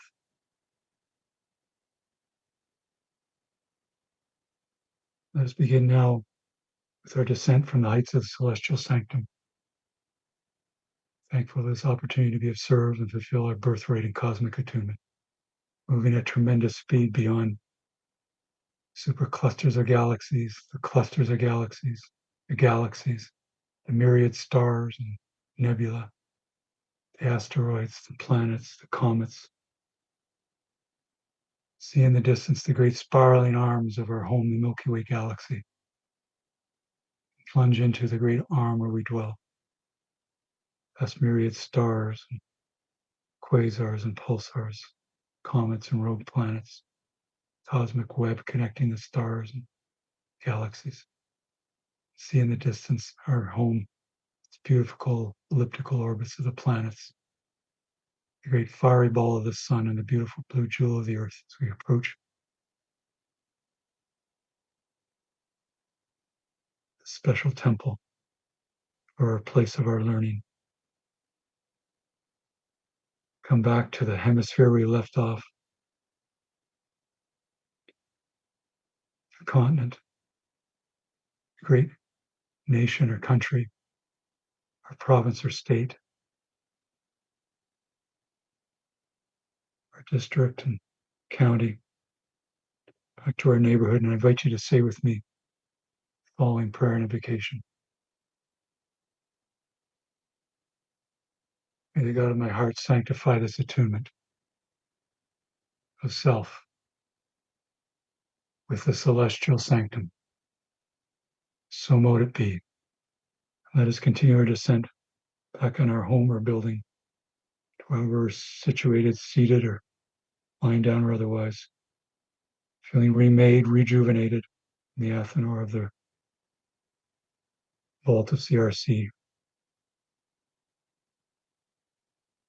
more fully ourselves, healed and more whole, more able to direct such actions towards others' service in our mission in life. When you're ready, you may wish to open your eyes and stretch, arc your back, move your fingers or whatever you find helpful. Refocus our attention still with the cosmic mind help guiding us and with us. Thank you, everyone. So much. That was amazing. And once again, I was taken to another place and time altogether. And I'm sure all of us who were following the meditation feel the same way. So I just want to say thank you, Dr. McCaig, for this beautiful and this enlightening presentation. Like I said, this is one in a 4-part series. So please join us for the next couple of presentations coming up in the coming months. And once again, I sent out the email to everybody with the link. So you can just click on the link and you can have access to all the information. I will also place the link below in the comments once I'm finished today. But you will have access to all the information that Dr. McCaig has shared with us. As well, check out the Rosicrucian TV. I know I will. That's going to be very interesting viewing. I can tell you that. So thank you again, Dr. McCaig, for everything today. It has been absolutely enlightening. And thank you for putting up with my constant interruptions and jumping down your throat about everything and bringing in aliens and Atlantis into all of it. That's why actually one of the key phrases of describing a Rosicrucian is a walking question mark. Exactly. You've lived up to that. It's great to have those questions. I'm that way too, and it's wonderful to be with you and all your fine organizational skills and with everyone. Yeah. I can feel your presence and your deep understanding and love. It's deeply appreciated. Thank you so much, everyone. Thank you so much. Hearts. Anyway, guys, as well, I know I had a question here from, I think it was Anna, I'm not sure. And she says, how do I get in touch with Dr. McCaig? Well, that information will be in the link that the resource is there, right? If I'm not mistaken. Well, what if you want to contact me directly? There's one way to do it is if you go to the Google search for Hugh McCaig, York University, you'll find my York University email address. Okay. Or I can give it right now. I think they can see my name here, right? Hugh McCaig. They can see that, okay? Yeah, but you know what though? If you pronounce it, if you tell us now, then they will have it filmed, like recorded. But also, I will put it in the description as well. And I'll add that. So, so Hugh McCaig, York University. You'll find it in Google, but you can also go to HMCCAGUE at yorku.ca. So that's H McCaig. So HMCCAGUE at yorku.ca. That's my email address. But I think if they're having any, they could also get in touch with me through you, I think, as well, Crystal. Yes, exactly. Yeah, it's absolutely. Okay. And because you're going to be coming back for more presentations, if you have more questions or something that you want to bring across, get in touch with me. I can also, forward it over to Dr. McCaig. But I think that what's interesting is that we've had a lot of, good discussion tonight. So if you have some questions, put them down. We can send them directly to Dr. McCaig, or you can contact him. I know that I'll be putting that information below. And I think that, definitely if you want to find out more about what we were talking tonight, because we really unpacked a lot. Like, let's be honest. We unpacked a whole boatload, of stuff and we just really honestly scratched the surface. I mean, we could be here all night and we just scratched the surface. So, check out the links, the link that he sent out, that I sent out, of the information that he has. And I think it's going to be really, really interesting because it's going to lead up into the next presentation that we have. So we have at least a foundation of what we talked about tonight. And I think that if you check out the links and you check out the information, I think it'll help you to become more prepared for what else we're going to be talking about. But again, get in contact with Dr. McCaig if you have any other particular questions that you have. And I know that some of you had some personal experiences. I think that'd be kind of interesting. I think Dr. McCaig would be interested in hearing about what you have to say. But I just want to say thank you, Dr. McCaig, for this evening. It was absolutely stunning. I had such a good time and we learned so much. So I want to say thank you. And I want to say thank you to all our members for being here tonight and for joining us. This was absolutely incredible. And I love the fact that we had, some great guided meditations. And I think that what's great about having this recorded is that you can come back to it and use this for your own spiritual work. You can use it as within your own toolbox to add to your toolbox of what you want to do and your spiritual work. So this is really powerful stuff that we have here. So I'm looking forward to meeting with Dr. McCaig again in the next couple of months. We're going to be doing, it's a 4-part series. So this is part 1 in a 4-part series. So please join us. So thanks again, Hugh, for everything. I loved it. Thank you, It was great. I loved your slides. It was beautiful. And we can use the slide at the beginning there, I think, the slide with the Rosicrucian cross in the Yes. we can use that as a focus for Sure, energy. sure. Yeah. So that's great. Good idea. Yeah. So guys, thank you so much. Don't forget to like and subscribe. This really helps the channel. And we look forward to seeing you again next week. And we also look forward to seeing you again for the second part in our series. Okay. Thank you guys. Have a good evening and we'll see you soon. Take care. Thank you, Crystal. I had a great time. Likewise.